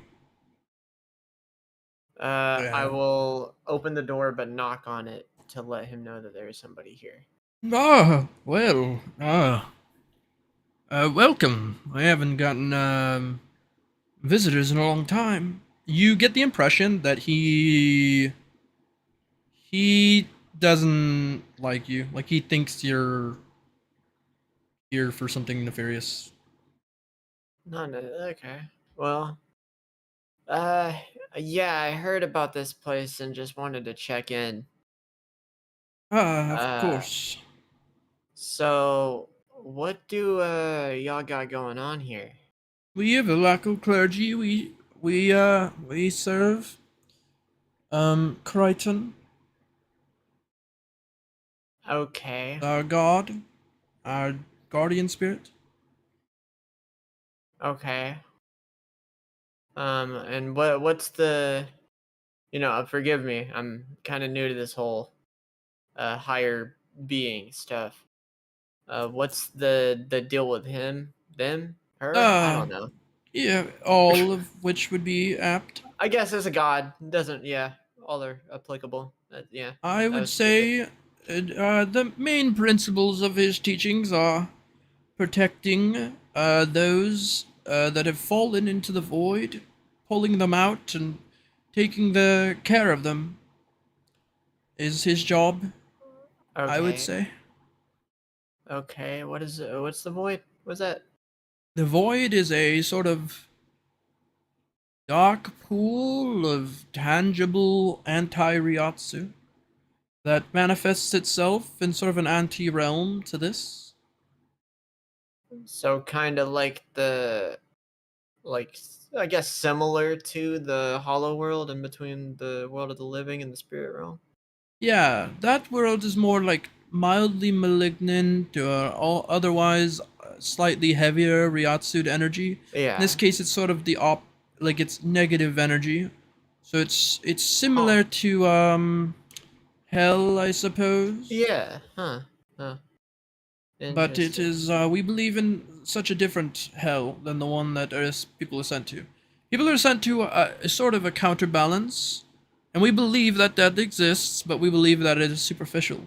Soul King placed it there, not the true one's That desire. makes sense because you worship a different being. Okay.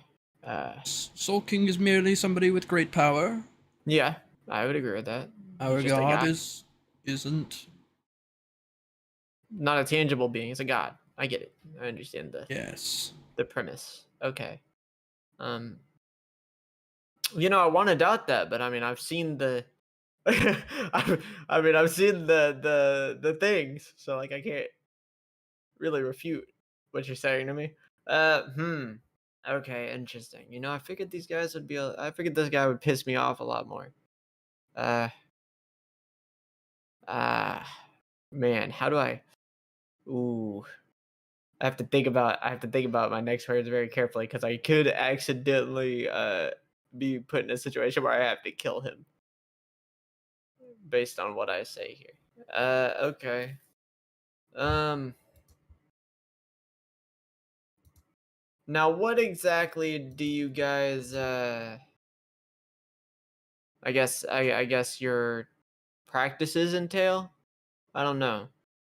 Like We worshiping serve to and pull the whatnot. word and let people know that there's our divine guardian intends to save those from the void and let them know the void exists as a blight that exists that they themselves might fall into. And thus knowing of his teachings will allow them to escape said void instead of being Oh. trapped within it. Oh, and that's why they don't let because I can open the Oh. Because when I cut this, my sword opens the I see the issue here. Okay. Well, um does he recognize the sword that I have on me? Nope, he recognizes nothing about you aside from that Okay. his animosity towards you is He, unfounded. he, he just why you just what yeah. Can I dex check to see if I can tell how angry he is? Yeah. Okay. Cause I'm just gonna ask him straight up. I'm gonna ask him straight up. Why is so angry at me, bro? He's trans people? Question mark. What the heck? What the heck? Okay, I can't tell. That's all right. Yeah, it's not very obvious. You get your intuition catches it, but visually nothing seems off about the man. They have a weapon on him. I mean, yeah, it's not visible, Hmm. but you know. Okay. uh. So where are all your followers? Where are all the followers? If The servants like, are doing chores in the back at the spire, and the attendants aren't here on this day. It is not a holy day. huh? Okay. Yeah. You They find if worship I? any number divisible by 3, so only every third day. Oh. Okay. That's. Why does that make me angry? It makes me mad. Whatever. You cool if I look around? I do want to familiarize myself with this place. Yeah, that's totally fine. Okay. All right. So the letter said that there was supposedly something here, right? The letter implies that they are performing violent actions towards your husband's prior organization. Okay. So So I they've just elevated from purely just disparaging him right. to outright like violence towards people. So to be clear, the organization isn't very attackable. That one your husband originally belonged to, so they can't lash out at them directly. But the idea is that the letter finds them guilty of using violence for one reason or another to get their point across, whereas prior it didn't do so. Okay, well, took note of the weapon earlier, but I'm a search around. I just want proof. I just want proof, and this is gonna turn into a Muso so fast. I just want I just want one piece of evidence. That's all I want. That's all I All want. right. So I'm gonna go to the back. He said the servants is working in the back. Yeah. There are people working in the back, some of which are studying the bricks of the spire, and some are like cleaning the fields around or doing laundry. Now, while I'm heading back, I would like to you know what? Can I tell if I'm being followed as I'm looking around? You are. It's not like super hidden. It just Okay. seems like the like a character told another character like, hey, just make sure she doesn't steal stuff or like Right. Okay. break So something. it's more just out of security than it is. Okay. Damn, there's nothing that looks out of the ordinary here. What a It's time to look for what? Do we look for secrets maybe? Maybe there's a secret going on here I can find and they're doing terrible things. Um why do they look so normal? Uh is there anything that looks out of the ordinary around here? You can roll a very difficult wisdom check. Wisdom? Wisdom is okay. That's better than Dex. That's for damn sure. That passes. This 120 was the check. I would say so there is a veil over this entire region that's produced from the spire that casts an illusion over everybody's bodies here. Oh. Oh, so I need to blow this bitch the fuck up. Yeah, you could go to the top of the tower and like if you're doing it the most subtle way possible, you can go to the top of the tower and break whatever this cursed artifact is. Or using like the knowledge that you now have that this is an illusion or whatever, you can cancel out the illusion on people by shooting them. It doesn't have to be like a violent bullet, but it can be like a shot that's designed to disarm the spell. Okay.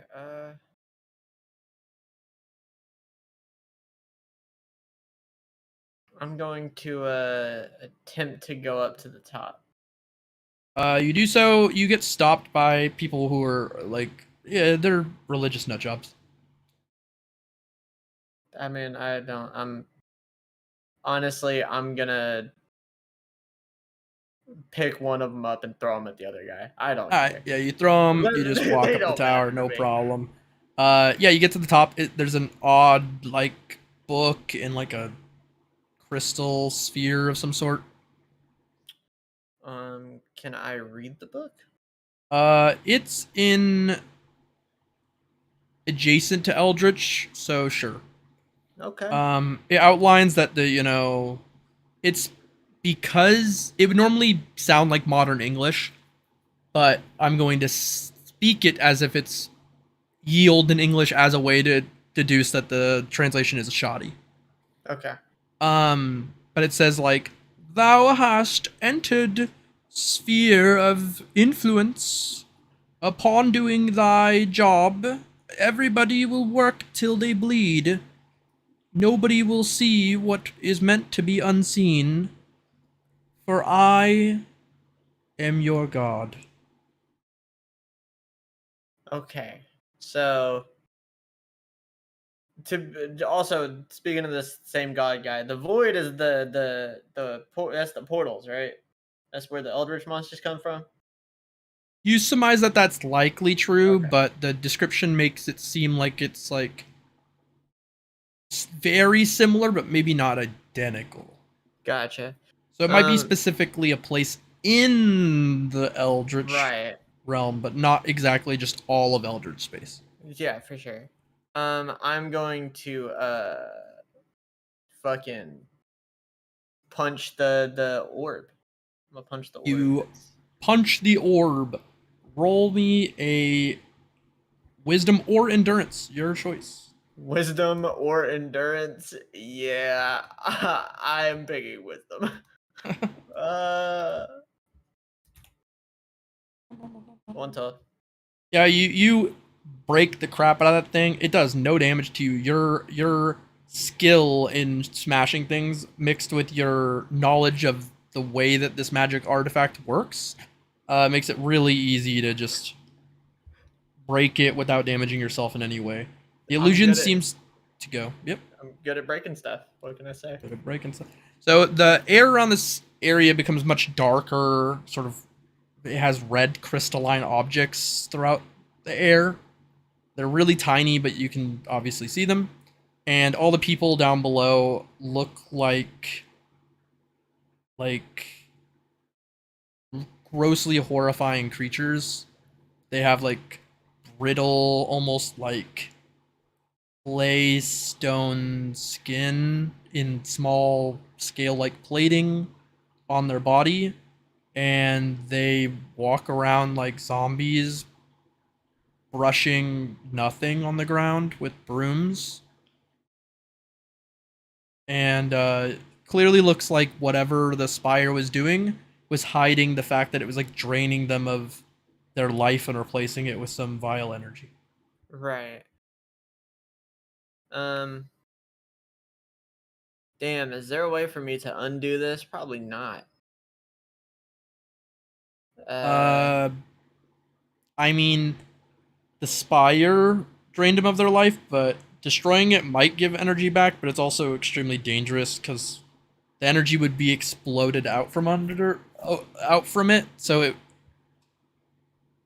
from the book and from understanding this type of thing, that you would have to like escort a lot of them away from the area and then destroy the spire, and then the idea would be explosive force would be that dangerous. It would probably be better with like remote detonated explosives or something. That's the kind of vibe it gives you, but that's a lot of work. It is a lot of work.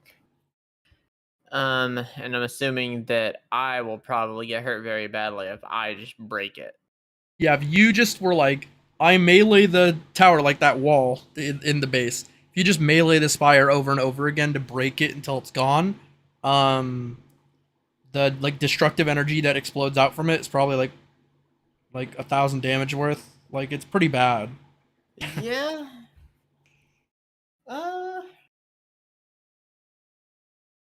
It's not completely unsurvivable. I know that sounds funny saying 1,000 damage and then not lethal, but the logic being like if you were to, I guess, have like extremely good protection, like that has to be cover based. But yeah. Right. Well, I guess I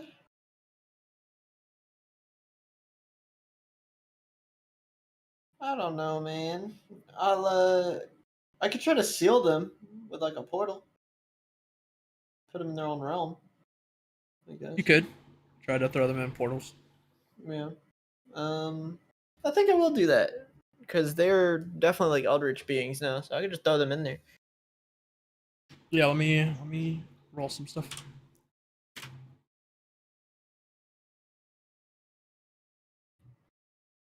Should be an automatic success. Makes epic. Yeah,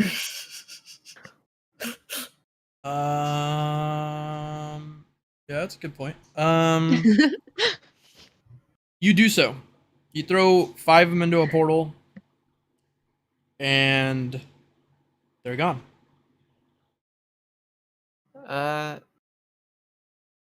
You know,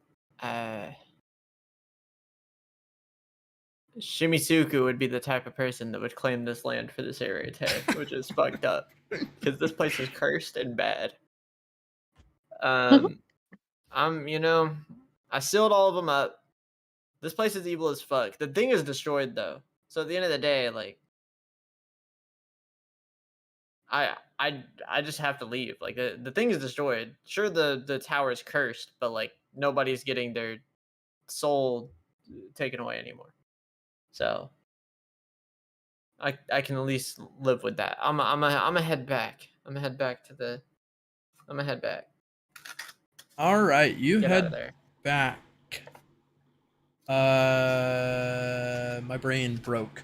Do you head back to the front I am church or broke. do you head back to the base?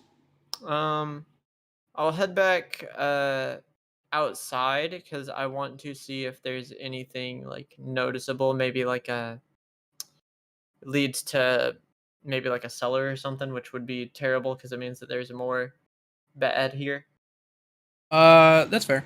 You look around and there's no subterranean anything. The underground of here must be like deeply rooted to the spire. Okay.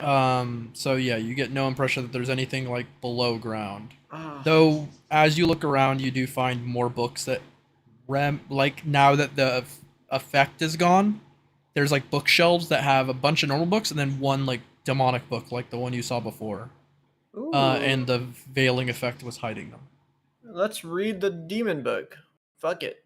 You read the demon book, and now that you've kind of read one, you get a better idea of how it sounds. So I don't have to speak in yield, but it says, you know, those looking towards spires for bliss shall be torn asunder by its baleful grip. And then as you add more to it, you get the impression that like the roots of evil shall pull the life from those who've sinned towards our God type of rhetoric. Uh-huh. You get the impression that these people have sinned according to this God, which, based off the teachings the person stated before, would mean that that God is trying to pull people out of the void, but in doing so is taking all their life from them. So it might be backwards, and that draws them into the void, and then like that takes their life away from them. Right. And that's the idea. And you also think, now that you've looked around and there's no cellars and the book's wording is so problematic, you believe that the spire is a tree with bricks built around it. Oh. Oh shit. Okay. This the damn Elder Scrolls tree that fell from the sky. Okay. I can't chop the bitch down because it will explode and I will die. So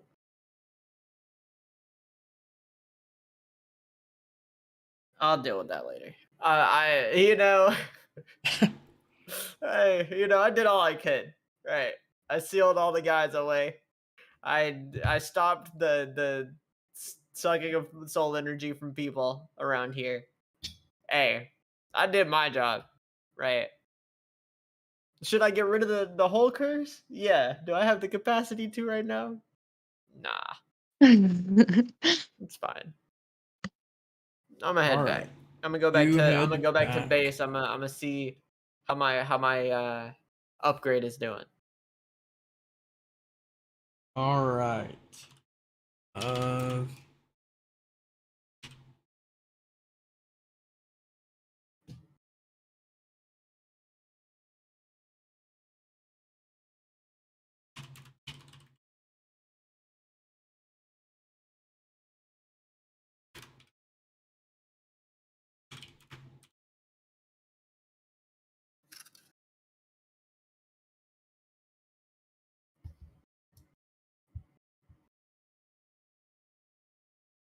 I'm gonna keep this place in mind though, because the second I have the means to get rid of it, I'm taking that tree down. Wait, could I not have? Hold on.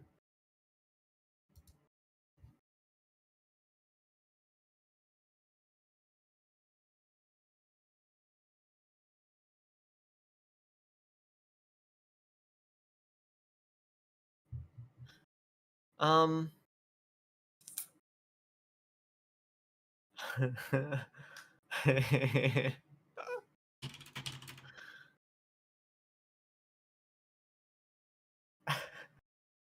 I have an idea, but I don't think an island's gonna let me. You can ask.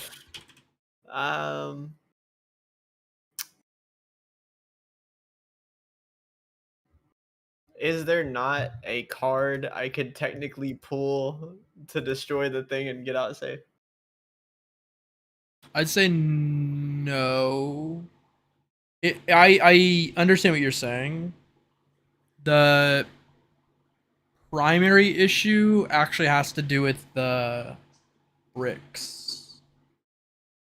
So, Oh, like, it's kind of complicated, but basically, if an attack on the tree is to be made, it needs to be from within the bricks, but taking the bricks away is really dangerous. So, okay.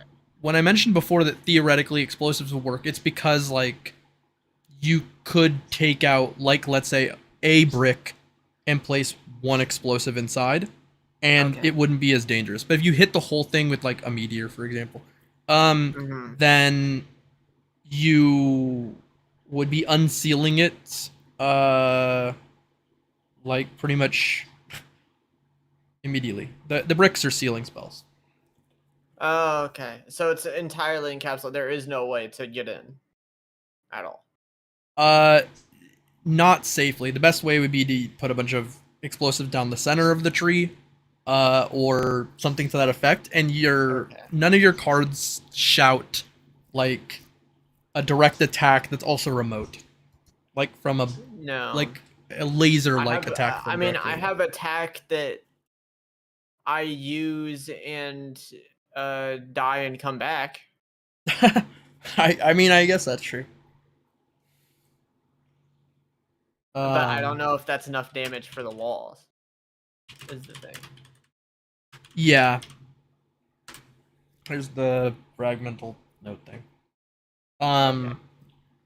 I'll post this item just for known bookkeeping. Blink.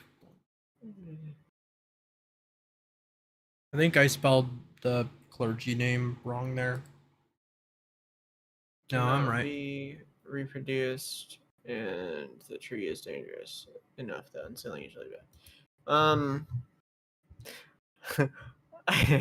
No, you wouldn't allow me to do that either. That's also a card. Yeah, I think. I mean, You good? I do have a card that is remote. Actually, I can send Guy to do bidding for me. Yeah, that's true.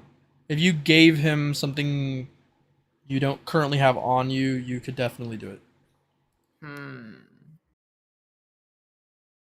Okay. If your general wow, my brain's really bad right now. Uh if your general goal is destruction of the tree from the material reality, then it is plausible with just paying the chief, basically. If Yeah. you want a more like surgical removal, that's a quest line. Okay. Gotcha.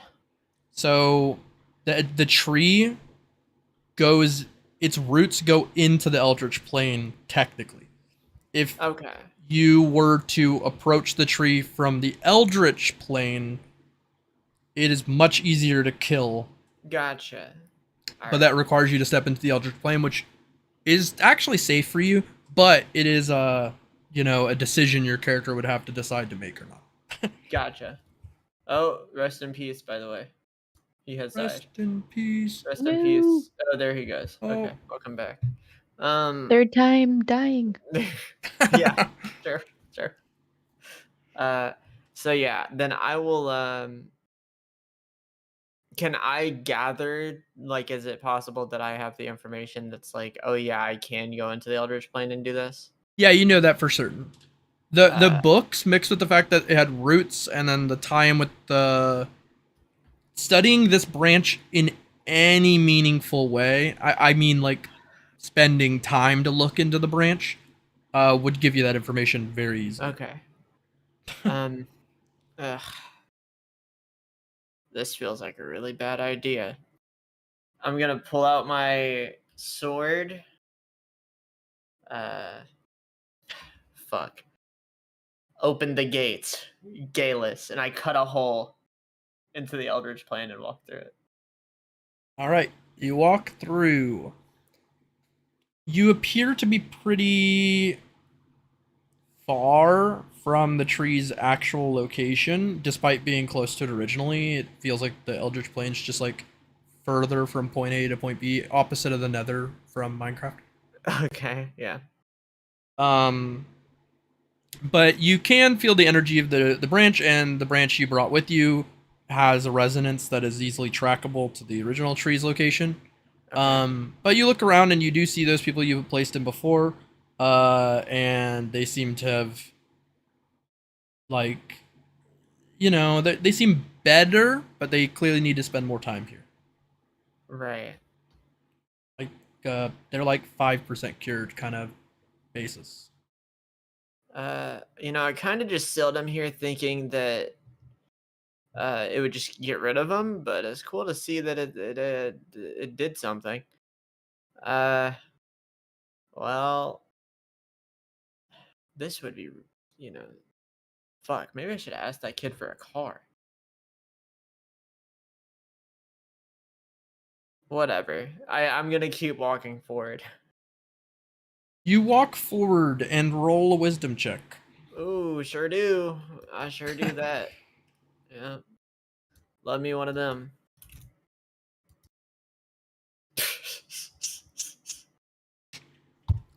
A friendly group of eldritch demons offer you a ride.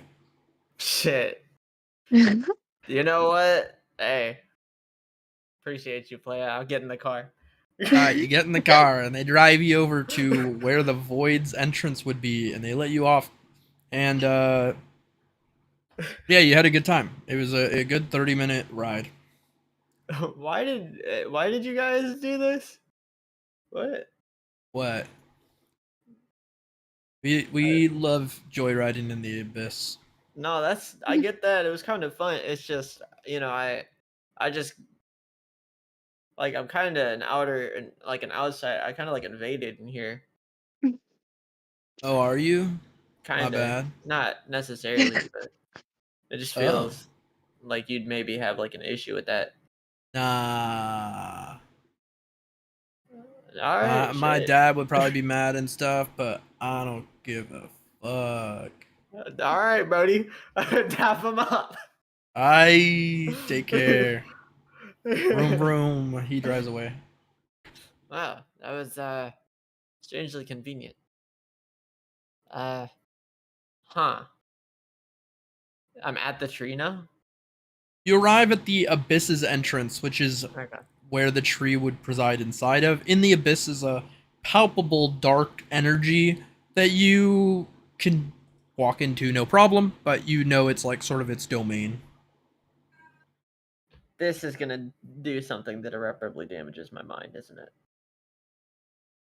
No, I'm just kidding. No, it can't. Tough. It cannot do anything to your mind as long as you're holding Galus. Okay. Fuck it. I jump on in.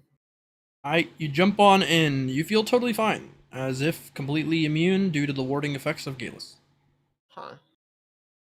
You know that. I didn't think the sword would be quite this strong. Okay. I will follow the path to the tree, I guess. Oh, did it happen? No, it didn't. Oh, I thought I got blue screen. I was like, yes, Aw. sir. It finally happened. I was waiting. Yeah. Yeah, no, you proceed up this sort of grove filled with undead sort of bramble and roots as you proceed up this sort Does of it have any fruits on it? no. I It's was like gonna bring very it back for Shimisuku and laugh when he ate it and died. yeah, that's fair. It's very like dead graveyard garden kind of vibes. Uh-huh. And you proceed up these ruinous stairs and you make your way up to what looks to be the base of where this tree would have nested its roots. And the tree kind of comes to life to screech at you. And it's like, who is in my domain? Whoa. Okay, that's a lot of negative energy going on here.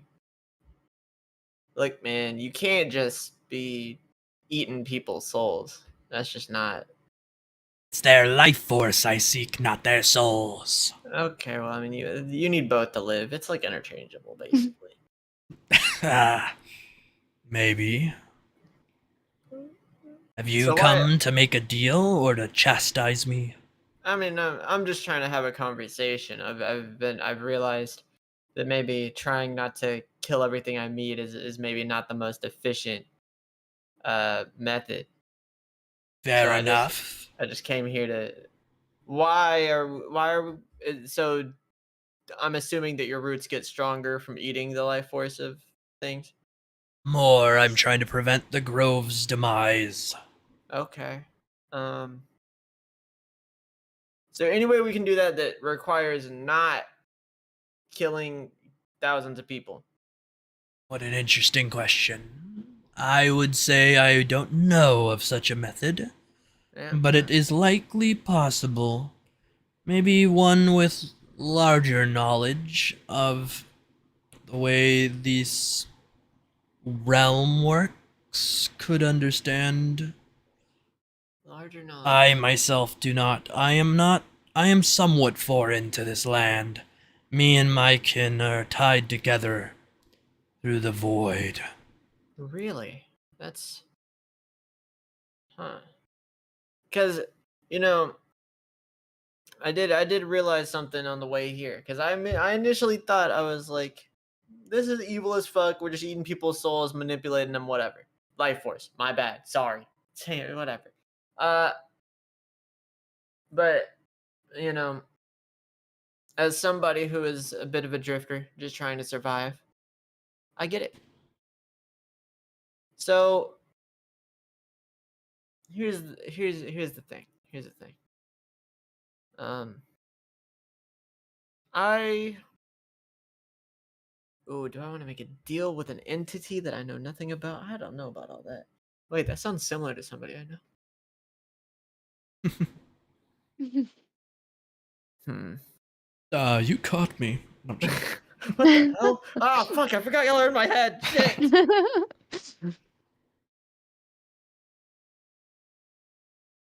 I tap on my head for a second to piss Chitaka off. She does freak out. Okay. So somebody with more knowledge here is there? I'm assuming. Yeah, you wouldn't know anybody. You said you were foreign. I mean, I know a decent amount about how the whole Eldritch Plane abyssal stuff works. Well, then it's your job. If That's you can find some power source that keeps me and my kin alive, then I'm good with that.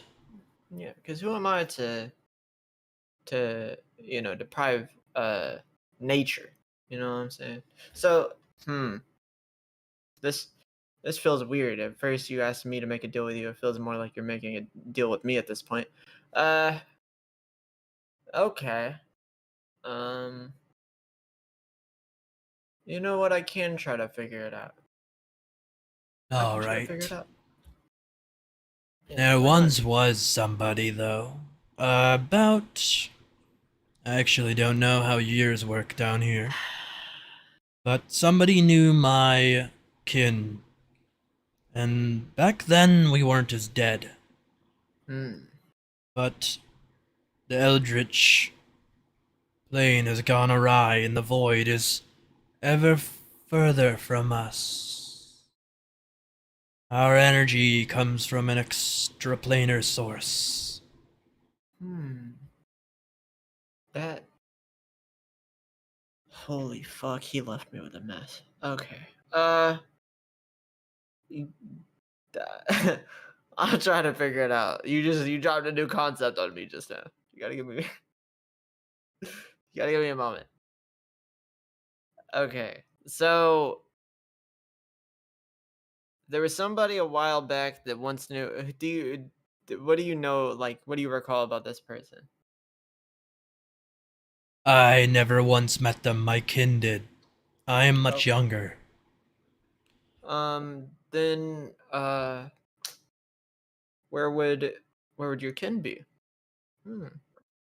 My older kin, who should know plenty, is in America, Northern America. There are some kin all around the planet, nestled as if seeds from the stars. Oh wow. Okay, so go back to the region that has a bounty on your head to help out a weird fucking. Yeah, you know what? Why not? Well, that sounds great for me. Sure For does. now, I won't pollute the minds of the surface dwellers. In exchange, in 1 month's time, I expect to hear at least something about my kin being healthier than before. Else I continue what I was previously doing. Yeah. Okay. That's fine by me. Perfect. Take this. Its branches wriggle about and pull a desolate sword and throw it at your feet. I guess that's another one for the collection. This is Gallant. Okay. He is tired right now, but he knows a little something about the spectacled one. He can't speak for now. Okay. Well then I'll head out for America now then. Best of And luck. Don't get shot. wouldn't be the first time. And then I open the gate again and get out. All right. You make your way back to the world of living.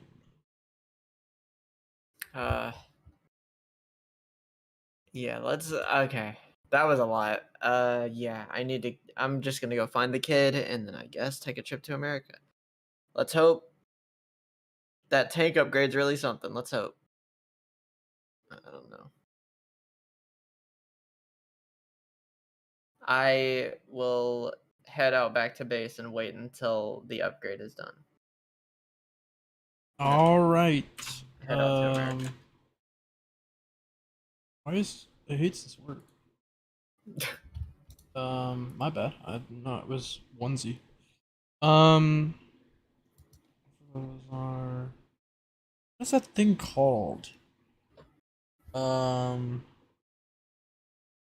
Damn. Good not having brain cells. What's the thing that Shikai are made of?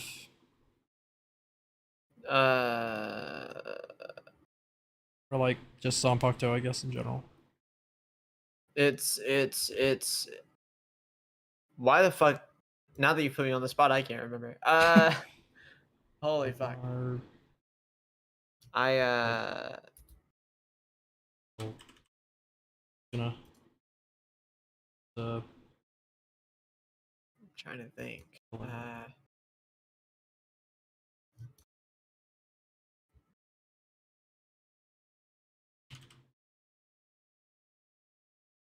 the fuck?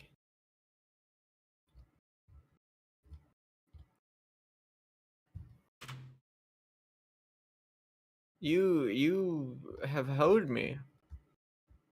Cause now I'm thinking about it. Uh, uh, what the fuck was it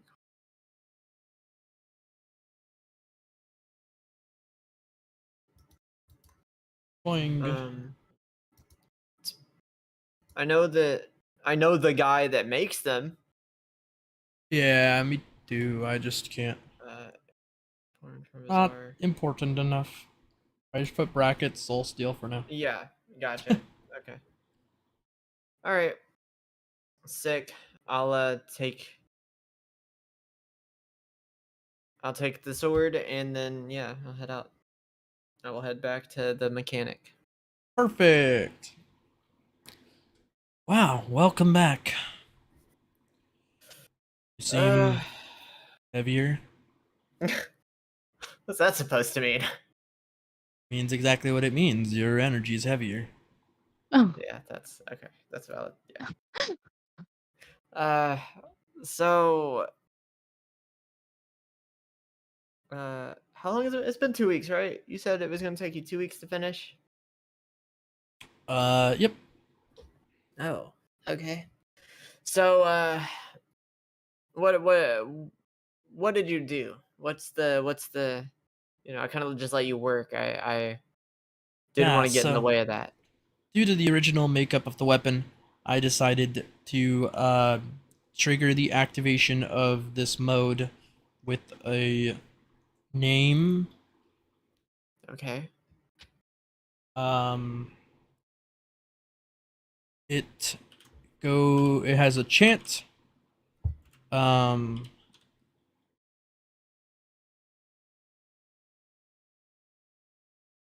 let's see here.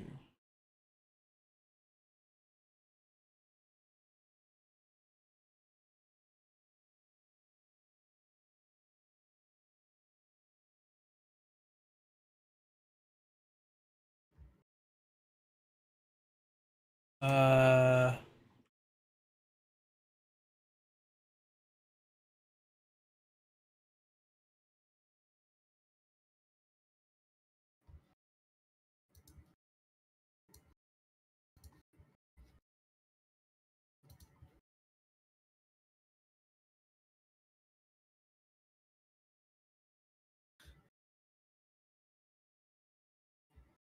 I want something that sounds decent that is also not gibberish.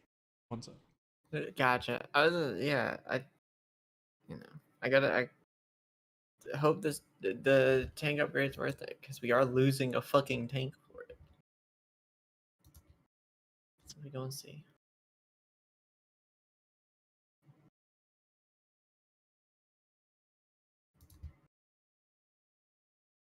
Ow.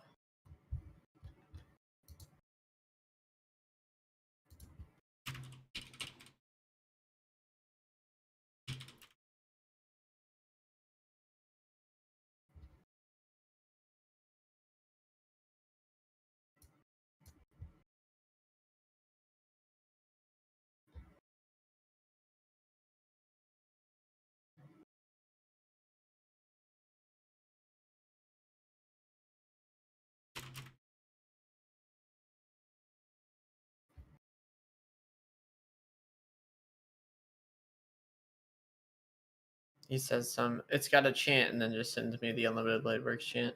Yeah, exactly. Yeah.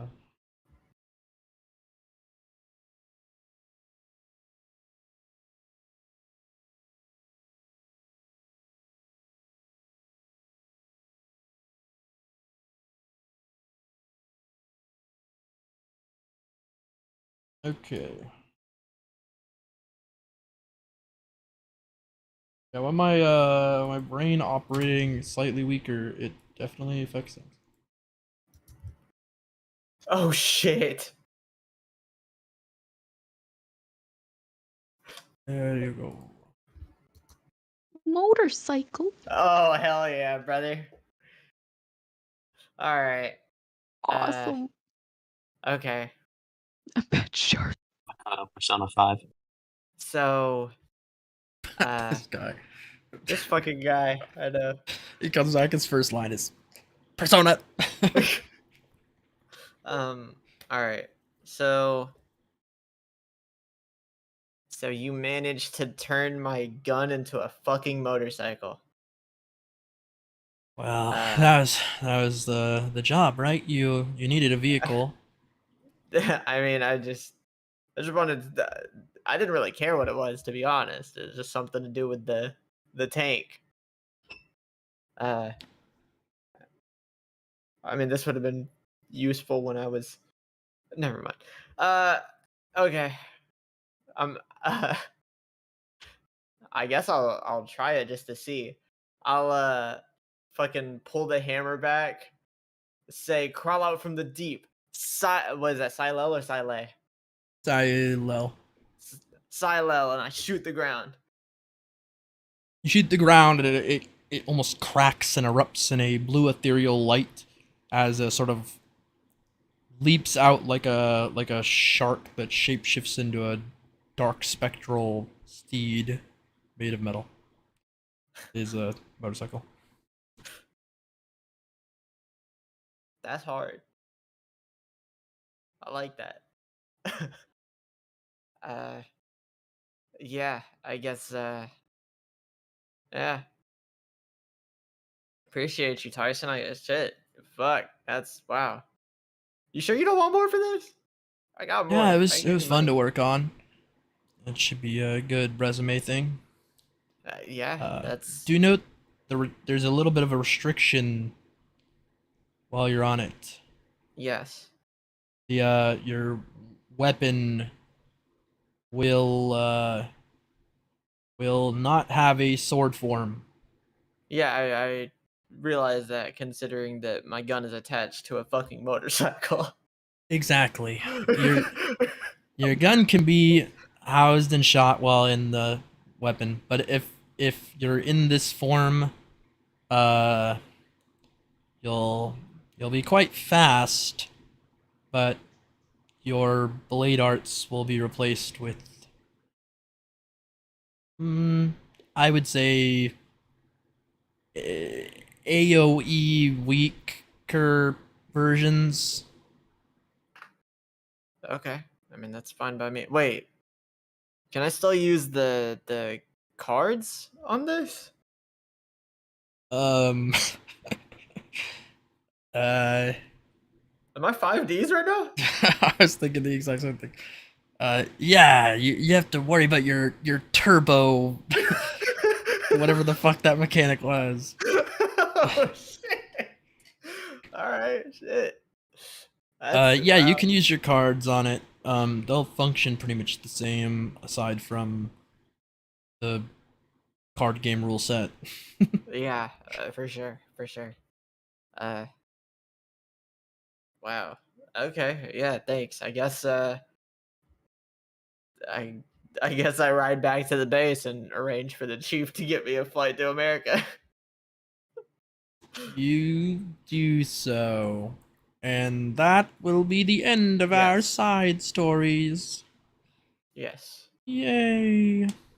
Hey, good job. Good job. No blue screen, Congratulations, guys. mate. Wow, I got a fucking motorcycle. Look at that. That's pretty epic. I got a. Oh shit, y'all are back and forth.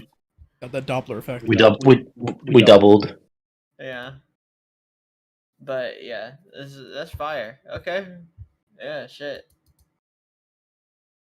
All go. right, perfect. And that wraps up our side stories for this session. Next time, we won't be doing next week. We'll be doing the week after next, assuming nothing explodes or happens. And we'll be starting up the next arc. I'll send info regarding the next arcs, to you guys in messages to ask poll questions for what to write. Okay. But it won't be super soon. It'll probably be like basically this Saturday. I'll put out the info for the questions, and then that's probably what it'll be. Okay. It's mostly just like, hey, which of the two, what kind of arc were you guys wanting, and then I'll put it there. I have them built, but obviously the deeper of it I don't. Right. Anybody? Any sign off words? Nah, I mean I'm chilling. Mate, look out for your loved ones, mate. I got a Happy Thanksgiving. I got a motorcycle. Man, you going straight out of a comic book. And I'm talking to that.